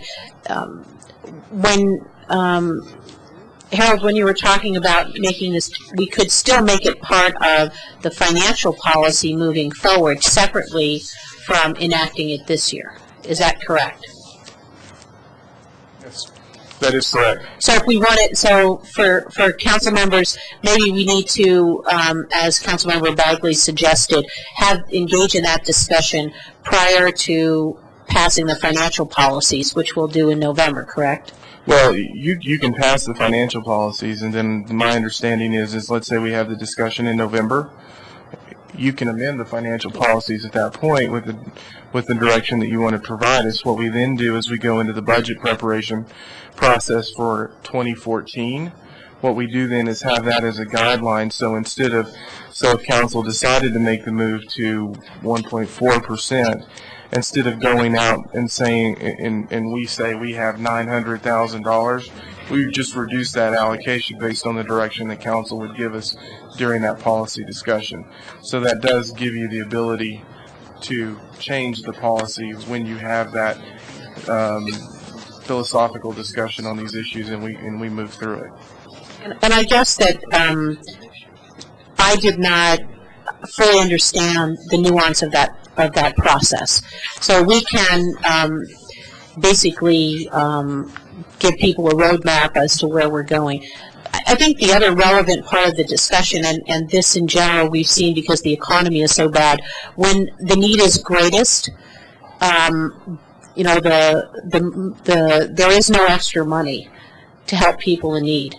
And when the city is doing very well, there's less human service needs. So it seems like everything is disconnected. And I really don't feel comfortable about having a percentage or even a firm number because, for example, most of the human service agencies pretty much know they're competing for XYZ numbers of dollars. They know what people in the past, the other agencies in town have applied for. So they sort of figure out where their best chance for what level of money to apply for is. And rather than look at it that way, is maybe to look at it somewhat in a manner Councilmember Bagley is suggesting, that we look at balancing the need of a particular organization and what service they're providing and the need for those services in evaluating the need for the services in our community and evaluating it that way. The other thing, frankly, is that we're operating this system of grants or service contracts kind of in a really wacky way. If you look at the way any kind of foundation funders do their grant process, and I've taken a course in the past on how people fund things, they generally fund people only for 3 or 4 years, and they ask people to either take a reduction or they ask them to take a year off. Because what can certainly happen, and I think we've seen it happen in our community, that people may not be as aggressive with seeking other grants and other community donations because they know they're almost guaranteed a certain level of funding from the city every single year. And not to say that it's a bad thing that we help organizations who provide these services. It's just that it can create a kind of a vicious cycle, especially if we have a radical dip in the city budget. It's nothing we're going to have control over some years. And yet it'll have a very negative impact on those organizations because they've come to rely on a certain funding source, where every other funding source in the rest of their grants circles has been much retracted in these last few years, and have the expectations that we're never going to be retracting any kind of funds is really I think not a reasonable assumption. So that I think we need to look at not necessarily a finite number, but certainly I agree that maybe if you can give us that presentation around how we do that financial policy change, I'm interested in looking at the financial policy change. Councilmember Wood. Thank you. I'd like to make a motion to direct staff to look at both the 1.6 Human Service Agency funding and also the 1% funding to go to art and public places, to look at that and come back to us with suggestions, incorporating the suggestions that we've heard. I'll second it. Councilmember Bagley. Thank you, Mayor Combs. Could I ask a favor by way of a friendly amendment? I personally think it would be beneficial if Karen and Kathy actually gave a short presentation as to what the criteria currently is, the process they use. I found it pretty beneficial. Thanks, Councilmember Witt. Councilmember Santos? Thank you. I prefer to have that during the conversation when this is coming back. We're working on this year's budget, not next year's budget.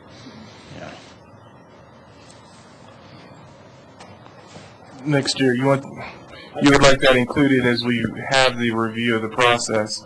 Start off with, this is the way we actually conduct it at a future date, correct? Councilmember Gagry? Yes, sir. That's what I want. I just want to make sure that we understand the process before we actually start talking about how we're going to cut, how we're going to grow, or what the criteria should or should not be. It's not like you're asking for it now. No. When council comes forward, so I second your motion, Councilmember Witt, if it hasn't been seconded. I second it. And I third it. Okay. It's been 30. Councilmember Witt. And so, Harold, is that the direction you were needing? Yeah, that's okay. exactly what we need. And I don't think it needs to be amended. I included and I winked at him. So that's what we were going to do you anyways, understood. to say here's where we are All right. and this is what we're looking at. Very good. All right. Thank you. All right. Let's vote.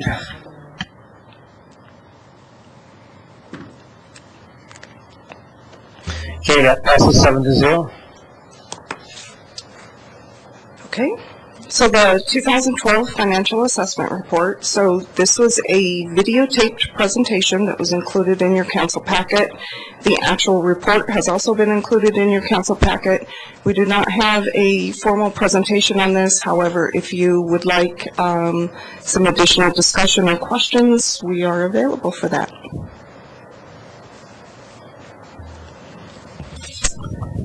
I don't see any questions.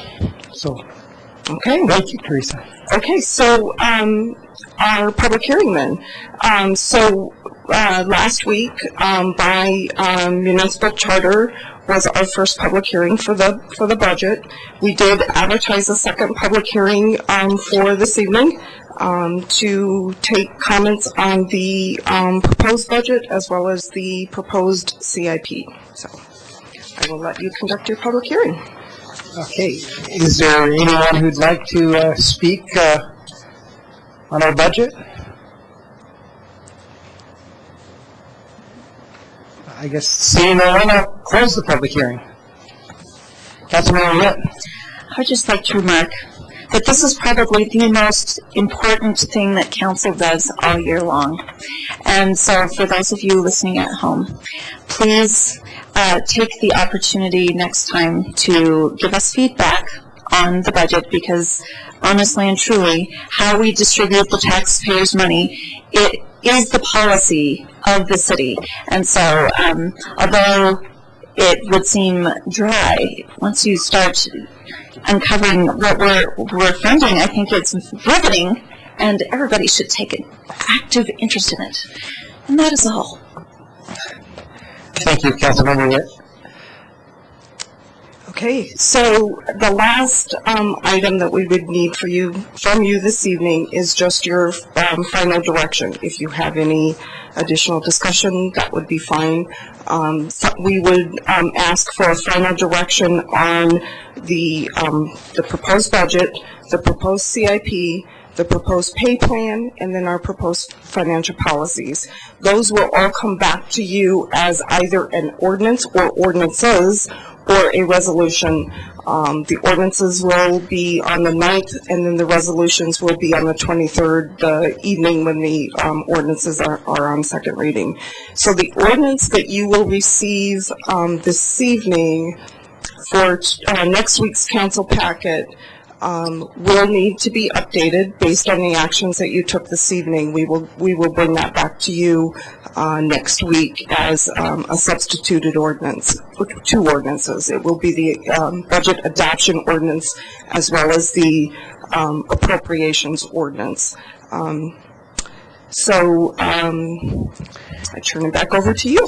Councilmember Santos. Thank you, Mayor. Unless we don't have to take these separately, we can just give direction to do all four, unless there's members of council who would like not to do all four.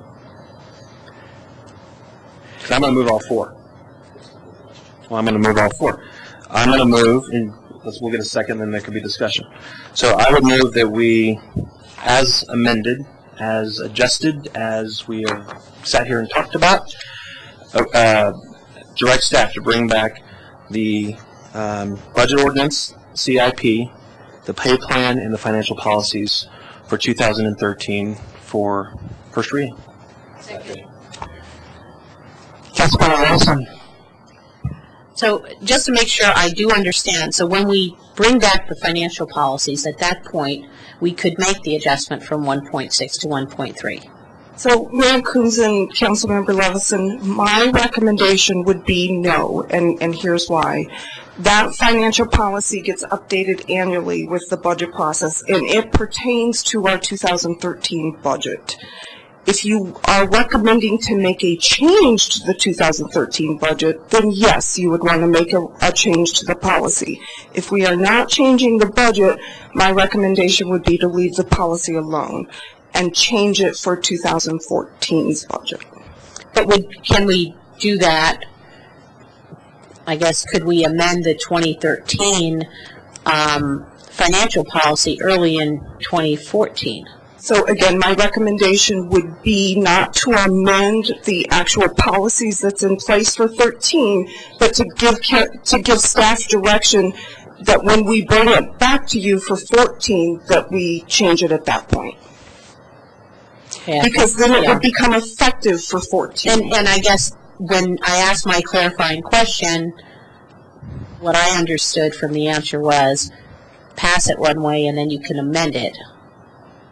And amend the financial policy for the future. Right. Yeah. And I just assumed that once we pass the budget and financial policy, it wouldn't affect the 2013 budget. If we pass the budget, we change the financial policy after the budget. Yes. So you can give us directions. So you can give us direction to do that.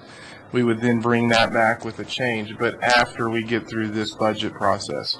So I think we may be saying the same thing. Are we running parallel on the track? We're running parallel on the track. Okay. What we need to do is get through the policies and everything as they exist today in this process. Then when we bring this discussion back to council at a future date and you come up with final direction in terms of how you want us to handle this, then we can make the adjustment to the policy. And that will provide us the guidance that we need as we prepare for the 2014 for the budget. 14, yes, because then it would become effective in 2014. I think we're saying the same thing. Okay. Well, I just don't want to, because I think that I've seen enough nods on the head of the head on council that I believe that this might be the time to really have a dig deep assessment of that kind of level of financial policy. Well, frankly, this is based on the discussion we had with council number one on the reset list in terms of the budget discussion that we're talking about. So we will move with pace in terms of bringing this back to the council for discussion. Okay, thank you. Councilmember Bradley. Thank you, Mayor Coombs. Yeah, I share Councilmember Levison's, not concerns, just desires. I think now's a great time to talk about it. If we put it off and have this conversation, it's never going to get better. And if we put it off till next year, it's a campaign year. You know, it's just going to be a mess. So I'd like to not do it necessarily before we pass these things, but I would like to talk about it this year when I still remember sitting in on the nonprofit interviews when Councilmember Levison is still thinking about the 1.6 to 1.3 when it's just kind of right here at the front of our mind. I for one, would like to not take that call. But I, for one, would like to talk about it when we're still all raring to go and we're getting along and nobody's fighting. It just doesn't seem right now. I mean, there's a lawsuit. We're not talking about fracking. The mall's making progress. It's good. I think we should talk about it sooner rather than later. So I'd like to talk. What's a deadline? Deadline stimulate progress. I'd like to talk about it maybe in January, the January time frame. So I'm going to get off the mic now and hear what Mayor Pro Tem Santos has to say. Councilmember Santos. Thank you. And Harold, you're in my discussion. As soon as this budget is done for 2013, we jump basically right into the 2014 budget. So it's going to be, I would assume, before January. So, and correct me if I'm wrong. No, correct. When we talk about reset, we get through this process, we began engaging in the discussion, setting the stage for the 2014 budget. Now, there's some things that we're going to talk about that we're going to have to wait a little bit simply because when we look at redefining reworking the prioritization process, that's going to push some things back as we move through that first step. But because this is not dependent on that discussion, then that allows us to say this probably lends itself to being at the top of the list as we move forward. Based on what I heard from council in the direction, I think council's indicating they want us to move quickly on this. So yes, it will be, again, with pace and quickly. Now there's, as we move through it, there's going to be some policy discussions that we're going to want to have, because that's fundamentally going to provide us the guidance that we need to then start building the mechanisms that we need to include in that process. And that's what I heard you say earlier, is that since this has definitely percolated to the top, it's probably easier to get to it first than later. Absolutely. Hope that satisfies everyone's. And you have me on camera saying that, so there you go. Okay. I guess we've had a motion that's been first and seconded. Shall we vote? Passes 7-0. Okay, thank you. That's all I have for you this evening. Thank you, Teresa. I guess our next item is fast tracks. Yes, Mayor, and Phil Greenwald, Transportation Planner, will present. I'll sit down here just to play with Channel 8. Good evening, Mayor, members of Council. My name is Phil Greenwald. I'm the Transportation Planner with Economic Development Department. The good news with this item is that a lot of your work was done in August. So that's, as you'll recall, you did put together a letter, and that's part of your packet tonight. Is the letter that we signed, or that you signed, or Mayor Pro Tem signed, for the council on August 28th for a RTD meeting that was happening. And so we're kind of in a hurry to get that done, and we did some work as far as some emails back and forth, and so that certainly did help. There wasn't a discussion level of the policy that was started, I guess, with that letter. So tonight, I'd just like to go over some of the things that went through with that letter, and we've actually put together a policy statement, a fast tracks policy statement. And so, of course, when you hear the word RTD, it usually gets people kind of going. So what we're trying to do is, this is really your statement from the City of Longmont and the Longmont City Council regarding fast tracks and policy. There's 3 policies that we've outlined with that, or that you've outlined with that, and we've put into this policy statement. And so what we'd really like to do is just go over those 3 policies with you and make sure that if there's any discussion to go along with that, that we incorporate that into your policy document tonight. So as you recall, again, this letter did go out August 28th. The 3 basic tenets of the letter were that we evaluate the cost benefits of moving the City of Longmont from the Northwest Rail to the North Metro line, and that was something I think we heard you all say, and really stated that then to RTD in the letter. The real points there were that there was if the North Metro line is feasible and is equal to or lower in overall cost, that RTD should consider that and amend the fast tracks plan to incorporate that piece of the North Metro extension. And again, that's from the 162nd Avenue extension in Thornton up north along the North I-25 EIS alignment into Longmont. And that would go into the First and Main area where we've done all our work with the First and Main stationary plan. Councilmember Santos? Thank you. Phil, I got a question regarding to amend the fast tracks plan. They would need to go to the voters for that, correct? Correct. I would state in there that if they go to the voters, that it's separate from any potential tax increase.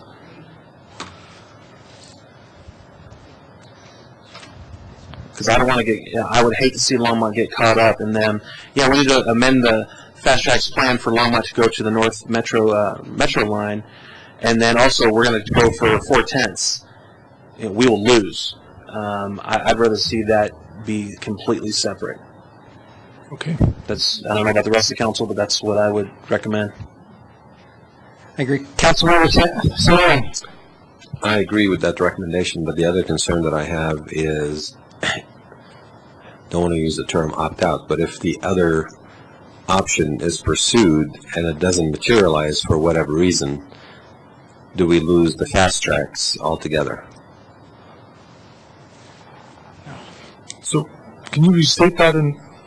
I'm confused about the idea that... Well, if we go with the north line to Fort Collins and Greeley and all those other places, but for whatever reason that doesn't materialize, do we miss out on fast tracks altogether? Mayor and Councilmember Samori, I think the idea is that the north line comes from the existing fast tracks piece in Thornton, and the piece that's north of us, north of Longmont, doesn't take place in this discussion as of yet. We do talk about later on in this policy that we work with those, it was brought up earlier, the alliances with the folks to the north to kind of build that coalition and work to get other money besides RTDs, so the CDOT money possibly and other sources to build into that line further north, as well as south from Longmont to the North Metro line. Does that... So if this goes to an entire vote of the whole RTD district, then the whole, it's not just Longmont and Boulder County, it's everybody's going to vote. Correct. That's correct. There would have to be a district-wide vote to accept it.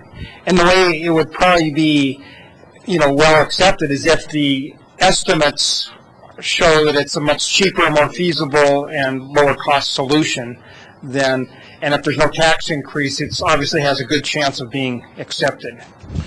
Mayor, correct. So, Mayor, Council, if I can jump in, I think what we're saying in the discussion is if you look at the North I-25 EIS study that was performed by the Colorado CDOT Department of Transportation, they indicated in their study, and the information that we have is that there was an estimate of the cost of that project to be in the neighborhood between $270 and $320 million for that north line. And so as we take that information, there is a tangible difference in the dollar amount based on the estimates that have been presented. Obviously, we have to factor in inflation into that discussion. But I think it is, at least today, our perception that it still will be more affordable than the existing northwest opportunity that we're talking about. Part of what Phil has also put together is also trying to pull out the cost of the segments on the northwest line so that we can do a true apples-to-apples comparison on this as we move forward. Now, I think if we look at it in terms of Councilmember Samori's question, the way I see the world is that it's what we're proposing is that we look at the northern route, and if that moves forward and there's a change, then great. But if that doesn't move forward, then we're still fundamentally dealing with the northwest route. Now, we're going to have to work diligently in terms of how we frame that conversation and move forward. But I think what we're looking at from a staff level is that we're really trying to look out, be cognizant of the future of our community, and make sure that we're working to provide our community with what they desired in the process. And we feel that given the information that we're seeing today and the various costs associated with this, that this is really probably one of the best opportunity for us as we move forward. Did that answer the question? Good. Oh, well, let's see. Can you guys... Councilmember Samori? Well, it does answer the question. It doesn't clarify whether we, for whatever reason down the road, miss out on the fast tracks if we choose to go the CDOT route. So I know it's more financially feasible, right, and it makes a lot more sense than the Northwest rail line. Mm-hmm. And hopefully we would get it a lot sooner than 2044. They're not independent of each other, I guess, to answer the question, in that the CDOT study did look into a link to fast tracks. Okay. So it's not one or the other. Both of those have to work together for the system to work. So it's not that if we go in the route identified in the CDOT study that eliminates RTD. that study does include RTD as a component, and frankly connecting into the northern station in Thornton, correct? Right. And RTD actually will come, the RTD component will move from Thornton to Longmont. Then the North I-25 EIS CDOT component will go from Longmont, did I say that, to Berthoud, Loveland, and Fort Collins. Okay. That's not how I was picturing it, but Yeah. Council members, so if I might clarify just a little bit more, if there was a vote to shift Longmont to the North Metro line from the Northwest Rail line, and that vote failed, the default would be back to the Northwest Rail line. So we would stay on that line as it is on the current 2004 adopted or voted plan. Councilmember Levison. If part of the request we would make in this policy statement was to do the segmenting, does that make an implicit assumption that any part of the worm can be cut off and there's no regeneration? I mean, it depends. I mean, I think that looking at the segmenting is valuable. However, people may just decide in the vote that if there's segmenting that makes sense up to Louisville, then there's no rail to further to Boulder. And, then what's our other option if we end up with the North Metro link? Does that still mean that we'll get better bus service to Boulder to also have the option to hook up to the BRT? I mean, are we going to could we fight for the fact that that option might be less costly, and we could still get some of that cost savings to enhance our second option to do the other mode, not the non-rail mode bus BRT through Boulder, if that's the way people did it? Or could we choose, would there be a BRT option if the last part of Northwest Rail is going to end up in Louisville? Mayor and Councilmember Levison, if that's a perfect segue to this point number 3, is really that whole idea of rail on the North Metro line extended to Longmont, remove the Northwest Rail piece from Boulder to Longmont with that caveat, and then make bus rapid transit or bus enhancements along 3 corridors, I-25, US 287 Main Street, and State Highway 119, the diagonal. So the idea is that you are enhancing those other bus services that were basically,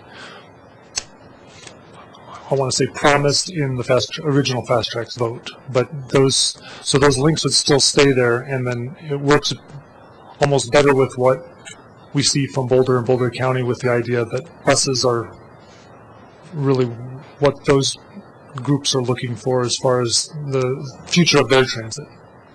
However, as we know from RTD's process, the desire and the idea, and it can be in the plan, but there could be no funding for the service levels. There's no guarantee of service levels at all. So we could, in some respects, end up still with the worst of all possible worlds, where, as Councilmember Samori has suggested, that there could be a stall out on what would be the end. Again, we're the end of the line. We're the tail of the dog, but we're not wagging with any authority. And things could stall out at Thornton with the rail, and the service levels would not come for the Bolt or something enhanced, the L or LX, down 287 and I-25. And we could be left in a worse position. And I just don't know where our best chance for successful advocacy is in kind of tossing all the balls in the air and seeing how many we can juggle, and hope that we're going to keep several that are important active in the juggling process. I guess I would like to weigh in just briefly, because I've been with a lot of transportation meetings with Phil, and I think that this is our best opportunity going forward to get rail, to get better transportation, is this new policy of switching to the North Metro line. It takes that going to northern factor out. And it also is what, we've had these 287 corridor meetings, and they're more excited about, once we get that north line here to Longmont to, somehow in another way of them being part of it through maybe not joining RTD, but their own district and funding the rail up there. But they like the connection. They were more excited about the possibility of us jumping on that line than the other line. So I think it gives us more clout to collaborate with those northern communities in the long run, even though that's not what we're voting on here tonight. But I think that we wouldn't be bringing this forward if we didn't think that this enhanced our transportation options. You can always be a devil advocate and say, well, what's the worst case? But we wouldn't be doing this if we didn't think we were moving in a positive direction. So, Councilmember Bagley. Thank you, Mayor Combs. A few random comments. One, as you move forward, or as we give you direction to move forward, there is one thing worse than being the tail on the dog, and that's being the tail on two dogs. And so worst possible scenario would be stuck in fast tracks and paying the tax, not getting service, and then get into some type of IGA with the folks up north, and then we become the tail on the Fort Collins Loveland train. And so, I don't have a problem. Right now, maybe the service isn't there, maybe the ridership isn't there. The Continental Railroad, you build it, then the people start using it, then the growth and the commerce develops. So, I think it's a great idea to talk with the folks up north and make Longmont the connection for both. Also, I just want hats off to you, Phil. Third time's a charm. First, I asked, what are your thoughts? Second time, I asked, what were your thoughts? Now we got a policy statement, baby. That's awesome. So this is exactly, I think it's beautiful. I cried when I read it. I wept, openly wept. So, I think that I would actually move that we actually adopt the transit policy statement on page 87 as our official policy and direct staff to move forward with everything in there. All right, then. Shall we? Let's see, is that the right page? Okay, I got it. That's the right page. All right. So that's done first. Councilmember Witt? Did that include the suggestion by Mayor Pro Tem Santos? Remind me one more time of your suggestion, Mayor Pro Tem Santos. Councilmember Santos. Thank you. That if RTD would go to a vote to amend the Fast Tracks plan to move Longmont from the Northwest Rail Corridor to the North Metro line, that it be done separately from a tax, potential ask for a voter for a tax increase. Phil, is that how you got it? Yeah. So amended. Okay. Sorry, Mayor Combs. Thank you, Mayor Combs. So amended. Okay. Councilmember Witt? Okay, a couple of things as I'm listening to the discussion. I think perhaps in my conversations, perhaps I haven't been as clear. Now, to Councilmember Bagley's concern about being the tail of two dogs, don't worry about that, because we will stay in the Fast Tracks district, and just so folks know, that is not going to change. We will stay in the Fast Tracks district whether we like it or not. We can be in the Fast Tracks district and get no service and still pay, or we can be in the Fast Tracks district and pay and get service. Those are our two options. So what we're working on is what we are trying to get what our people voted for in 2004, which is rail service. Not light rail, heavy rail. And so when we're talking about moving from the Northwest Rail over to the North Metro Rail, they're all within the Fast Tracks district, and it's just, boy, I wish it could just be administratively moved, but it can't. And so it's all within that play space. Now, when we start talking about Loveland, Fort Collins, and Berthoud, they are not in Fast Tracks right now. And, however, they do want rail, but I don't think they want to be part of Fast Tracks, and who can blame them, really? So But what happened was that the I-25 corridor, they did a study, environmental impact study, which they included rail as part of the environmental impact study through CDOT. So there's a chance for partnership with CDOT for the parts of our area that are not part of fast tracks. So we will stay in fast tracks, and what we'll try to do is partner with Weld County, Larimer County, Loveland, Fort Collins, Berthoud, and then what happens is we are building a coalition that is much stronger than just the low Longmont by themselves. And I think that if we have a strong voice and we say, this is what we need, it makes sense, and we get partners that will benefit from this as well, I think that it will make sense, and that we'll be able to influence the policy, the transit policy of the region. So, to be clear, we will always be in fast tracks. And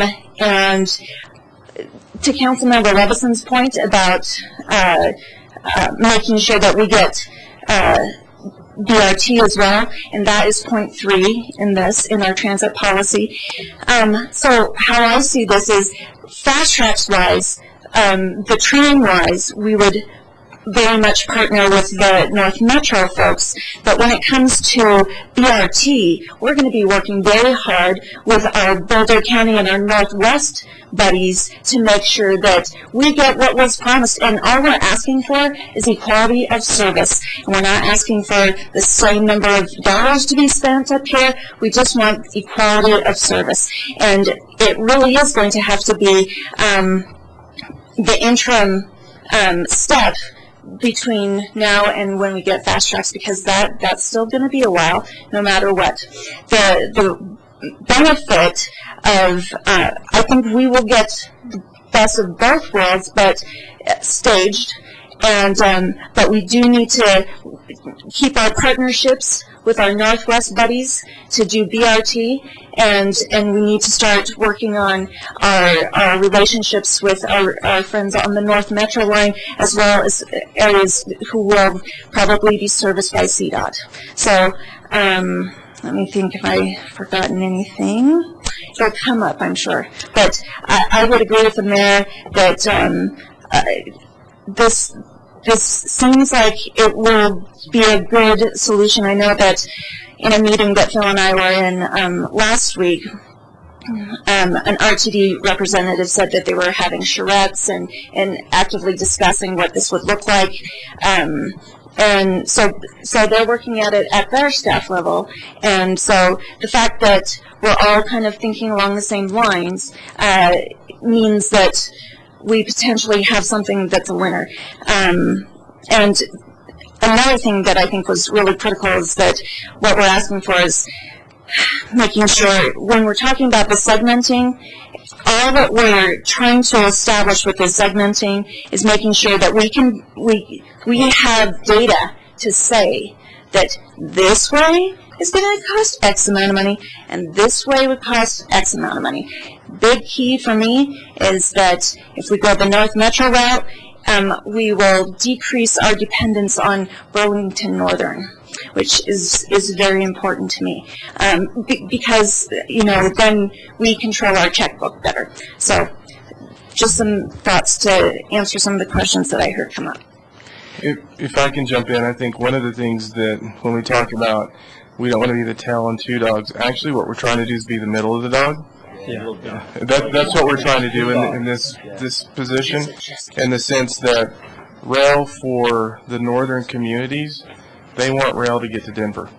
So that's their desire, and to do that, it has to go through Longmont. There's also a data issue.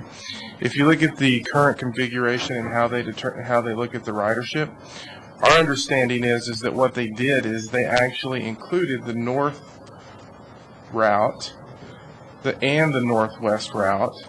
So there may be a split in ridership that's included in how they look at the data.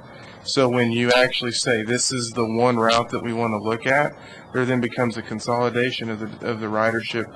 So the way it's configured in the original plan shows both the northwest and the north route coming together, tying together in Longmont, and then moving north. So when you look at ridership on the northwest route, it is actually being impacted by the north route.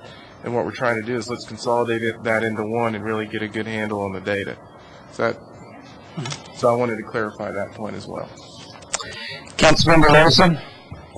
Phil, in your conversations with some other communities as this was developed, and remembering our meeting with the Louisville City Council, they were really interested in making sure rail got to them too.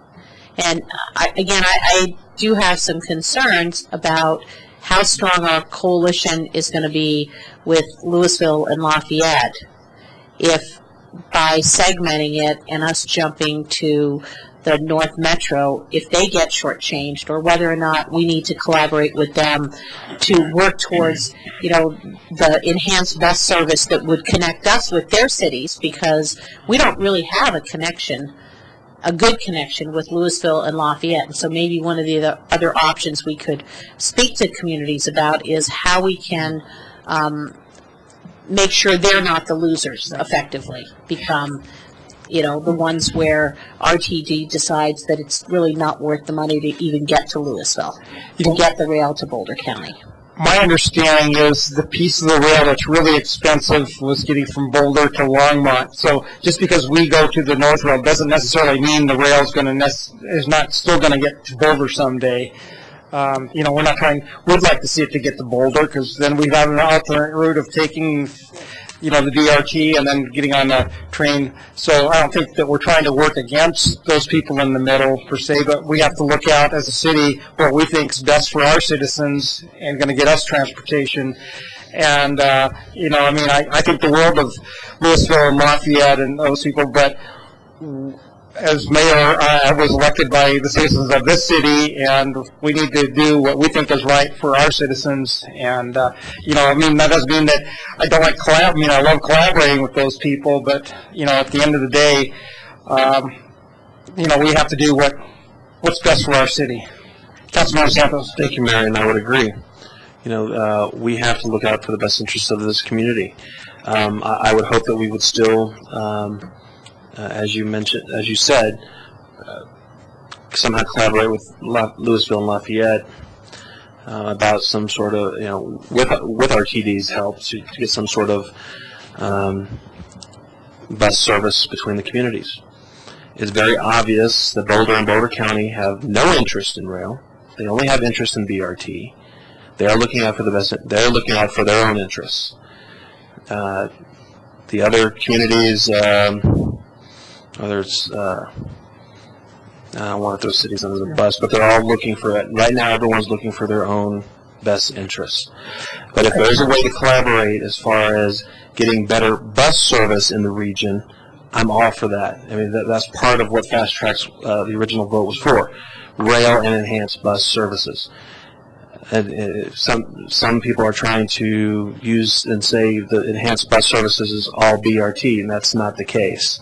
So I'm still in favor of working with those other communities, but as far as the rail piece, we're going to have to start looking out for our own.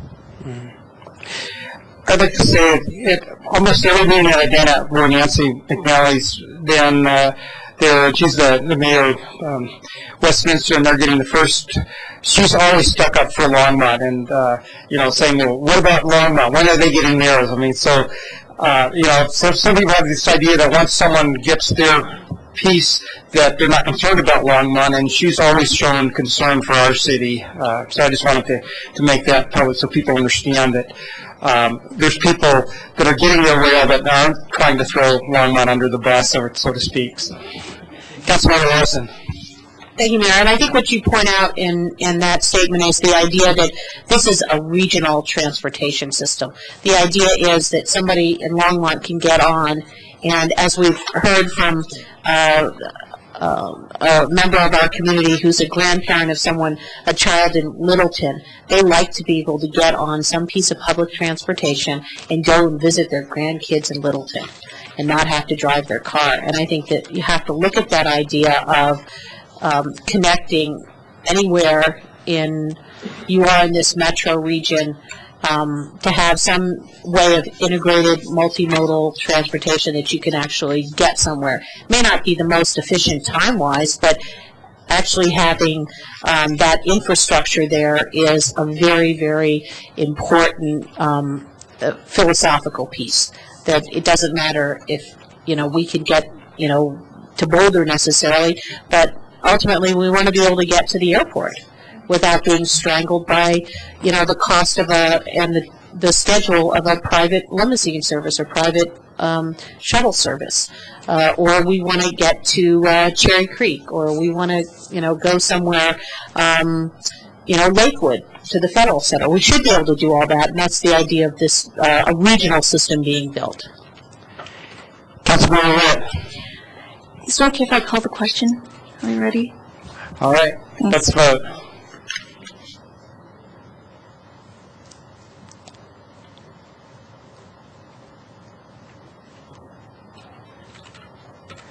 Okay, passes 7-0. Thank you, Phil. So I guess the last item's been pulled, and now it's time for council comments. Councilmember Samori. Thank you, Mayor Coombs. 2 weeks ago, I forgot to announce a couple of birthdays, but I made sure that I made a note and remembered. Dale Rademacher had a birthday, and our own Mayor Pro Temp Santos had a birthday, and actually it was last Tuesday, if I'm correct. Thursday. So happy birthday to both of them. Help me in singing to them, please. Happy birthday to you. Happy birthday to you. Happy birthday, Dale. Happy birthday to you. Councilmember Finley. Thank you, Mayor Coombs. As is my custom, I must have a business of the week. My business of the week this week is the Plaza Hotel, which has undergone a major renovation. It's a great place to send relatives when they come visiting. It's also a great place to have a meeting. It's at 1900 Ken Pratt Boulevard. Make sure next time your relatives come to town and you don't have a bed to check out the Plaza Hotel. Councilmember Lawson. The poster there. Hi. By the way, I really appreciate the council's consideration to not have the meeting last week so that I could attend religious services. That really meant a lot to me and my family, so I just want to say thank you for that. Then I'd also like to encourage council members to go to the second of the focus groups that the Longmont Multicultural Action Committee is doing. The next one is October 10th. Karen, I'm looking at you, and it's going to be at the museum from 6:30 to 8:30 in the evening. And it's an opportunity to engage with a very large segment of our community. There's been a lot of outreach with getting people from every ethnic and religious background that we can to be involved in giving some feedback about what accomplishments we've attained from that first multicultural plan and helping guide the direction of where we would look to go as a community in the future. So that's my plug for that. And then also to put on your calendar the Inclusive Community Celebration, which is Friday, October 19th from 6 to 9 p.m. As one citizen remarked a couple of years ago in a Times Call article, they said it's like going to New York without ever leaving Longmont. There's just such a huge amount of giving by different ethnic communities in Longmont, and I think the most remarkable thing about that evening is that everyone feels comfortable if they choose to wear their native garb. It seems like people could walk in a sari or any other kind of native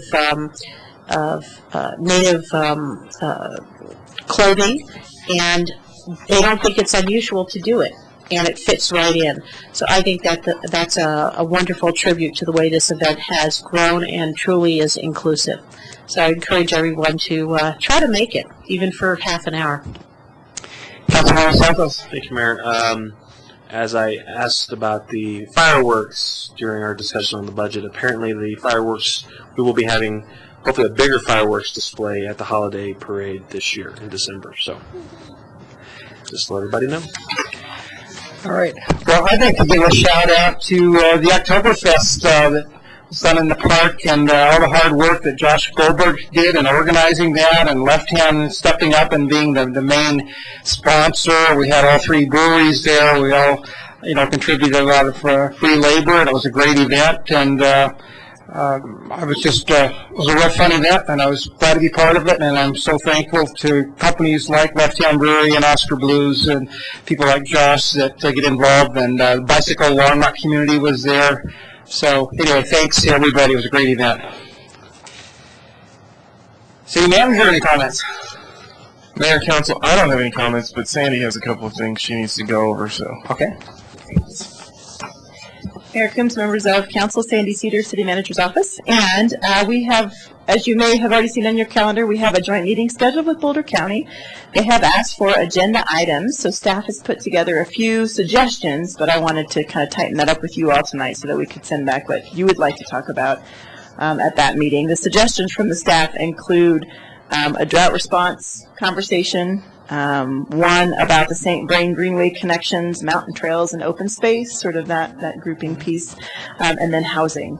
So those are sort of the suggestions from the staff at this point. If there are any of those that you would like to ask, absolutely, we can talk about anything that you'd like to. So I'm hoping that you may confirm what your agenda items would like to be tonight. Councilmember Robinson. Yes, Sandy, I'd like to also add an item, since we're going to be possibly looking at the public-private partnership for redevelopment of Twin Peaks Mall, to have a discussion around tax increment financing. Okay. And specifically, I'd like to see what their pattern has been in the past, and how I know they have to do an impact report, to understand what they evaluate as part of the impact report, what they don't evaluate, or what they can't comment on, and just kind of get a fleshed out picture of having a discussion that's positive without talking about a specific project. Sounds good. And Mayor Coombs, Councilmember Levison, I should just remind you that it's the city that has to perform the impact report for the county, which is sort of an odd piece of legislation, but we're supposed to determine that. In the case of Twin Peaks Mall, we actually asked the county if there was anything they would like to have included. But I don't know that that's typical, and that's certainly not what state statute calls for. Yeah. Councilmember Santos. Thank you. Sandy, have they asked for any agenda items? At this time, Mayor Pro Tem, they have not. Usually they wait and see what we ask, and then they may throw some other things on, and then we'll collaborate on that agenda. Well, and it might be a good idea for us to have get some information regarding tax increment financing, what you may have or have not talked to the county about a certain project at Twin Peaks Mall. That so we have a little bit going into that meeting. We have a little bit more of an understanding of what was already fleshed out. The other question I have is the housing. Which part of housing? Mayor Coombs, Councilmember Santos, I think at the time we were talking just generally around housing, but of course things have changed a little bit with respect to the Housing Authority conversation, where you can either have that conversation, or currently that's set for the agenda for the 16th. So it's really sort of up to you at that point. And well, it might be, especially with the Housing Authority, if things, it's my understanding that I talked to Michael Reese this morning, and he's hoping that the county calls before 2 weeks so they can try to resolve that issue. But if not, I would like to have a discussion regarding the worthy cause tax and how that affects the Longmont Housing Authority, and also how potentially how Boulder County and their housing authority, which are the commissioners, are looking at properties in the city of Longmont. As far as I'm concerned, as far as I know, and if I'm wrong, somebody please correct me, it's against state statute that once there's a housing authority already established, that another one can't come in. And there's been a couple instances where Boulder County Housing Authority has tried to do that. So I'd like to have that discussion as well. So Mayor Coombs, Mayor Pro Tem, what we could do is go ahead and put that on there tentatively, assuming that things have not been worked out, by that time, or just a general conversation maybe around that. And then depending on the outcome of the 16th, that can determine certainly the flavor for the conversation on the 23rd. Okay, thank you. Other agenda items. Councilmember Simone. I can see calling me Gabe. So, other than the gray hair. Speaking of TIF, I'd like to potentially discuss the TIF as it might affect the extension of TIF for the DDA with Boulder County as well. The division of that TIF. Absolutely. So TIF discussion. Yeah. And Mayor Coombs, members of council, are you okay talking about some of these parks and open space types of things, the greenway trail connections, open space land acquisitions? Are you interested in talking about those things as well? Absolutely. As fashioned by the staff? Yeah. Okay, so the agenda at this point are those items, TIF in general, talking about LDDA as well as the Twin Peaks redevelopment area, and then housing. Are those? Okay. Do I have enough nods? Okay, thank you. Thank you. Oh, and then the other thing is, you may have seen that staff from Public Works and Natural Resources put these lovely hats and water bottles. I'm hoping to take a picture of you all in them real quick. That's all right. So before everybody runs off, why don't you just do it after?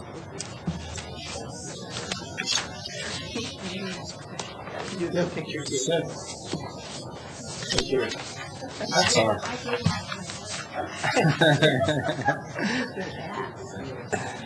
Hey, Dale, I thought this was must be present to win on a raw water sport.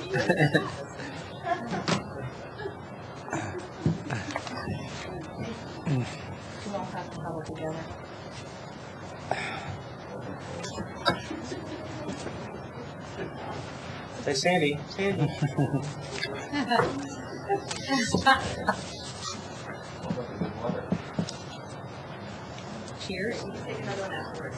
All right. Okay. I guess, city attorney, any comments? Actually, oh, just a minute. Before I get to you, Councilmember Bailey. Sorry. Thank you, Mayor Coombs. I guess the only question I had for you, Sandy, is there any, you guys are up to your neck in this every day. We come here on Tuesday nights. Is there anything that you need us to discuss? How would you answer your question? So Mayor Coombs, Councilmember Bagley, we as staff answered the question with those parks and open space pieces, the trail connections, the open space, the drought management plan. Cool, thanks. Councilmember Wilson. Thank you, Mayor. There's one thing that I actually forgot during council comments. I am wondering if anybody else finds it more difficult to find the council calendar now that it's in the information index. I found it much easier just to look at Dropbox and have it as a separate item rather than opening up. So I guess I can always just get it printed, but I just would express the previous preference. It doesn't matter to me. Mayor Coombs and members of council, any way that you would prefer. So if you all can give us a direction, we'd be happy to do that. I'm fine either way. That both work. it's fine. It's fine in the packet the way it is currently, the way it's being done now. Can you do both? Can you break it out? Yeah. The Councilmember Webson, you can find it in the additional conflict. I can answer that a little bit if it helps. Okay. With the new legislative management software that we use to compile the packet items, when we check the box, it automatically publishes the entire packet to the web, and there's nowhere for us to add a calendar loosely. We can't modify that page. So our fix to that was to incorporate the calendar in the packet so it would be there. But we could certainly look at other options. City Attorney, any comments? No comments, Mayor. Meeting is adjourned. Executive session.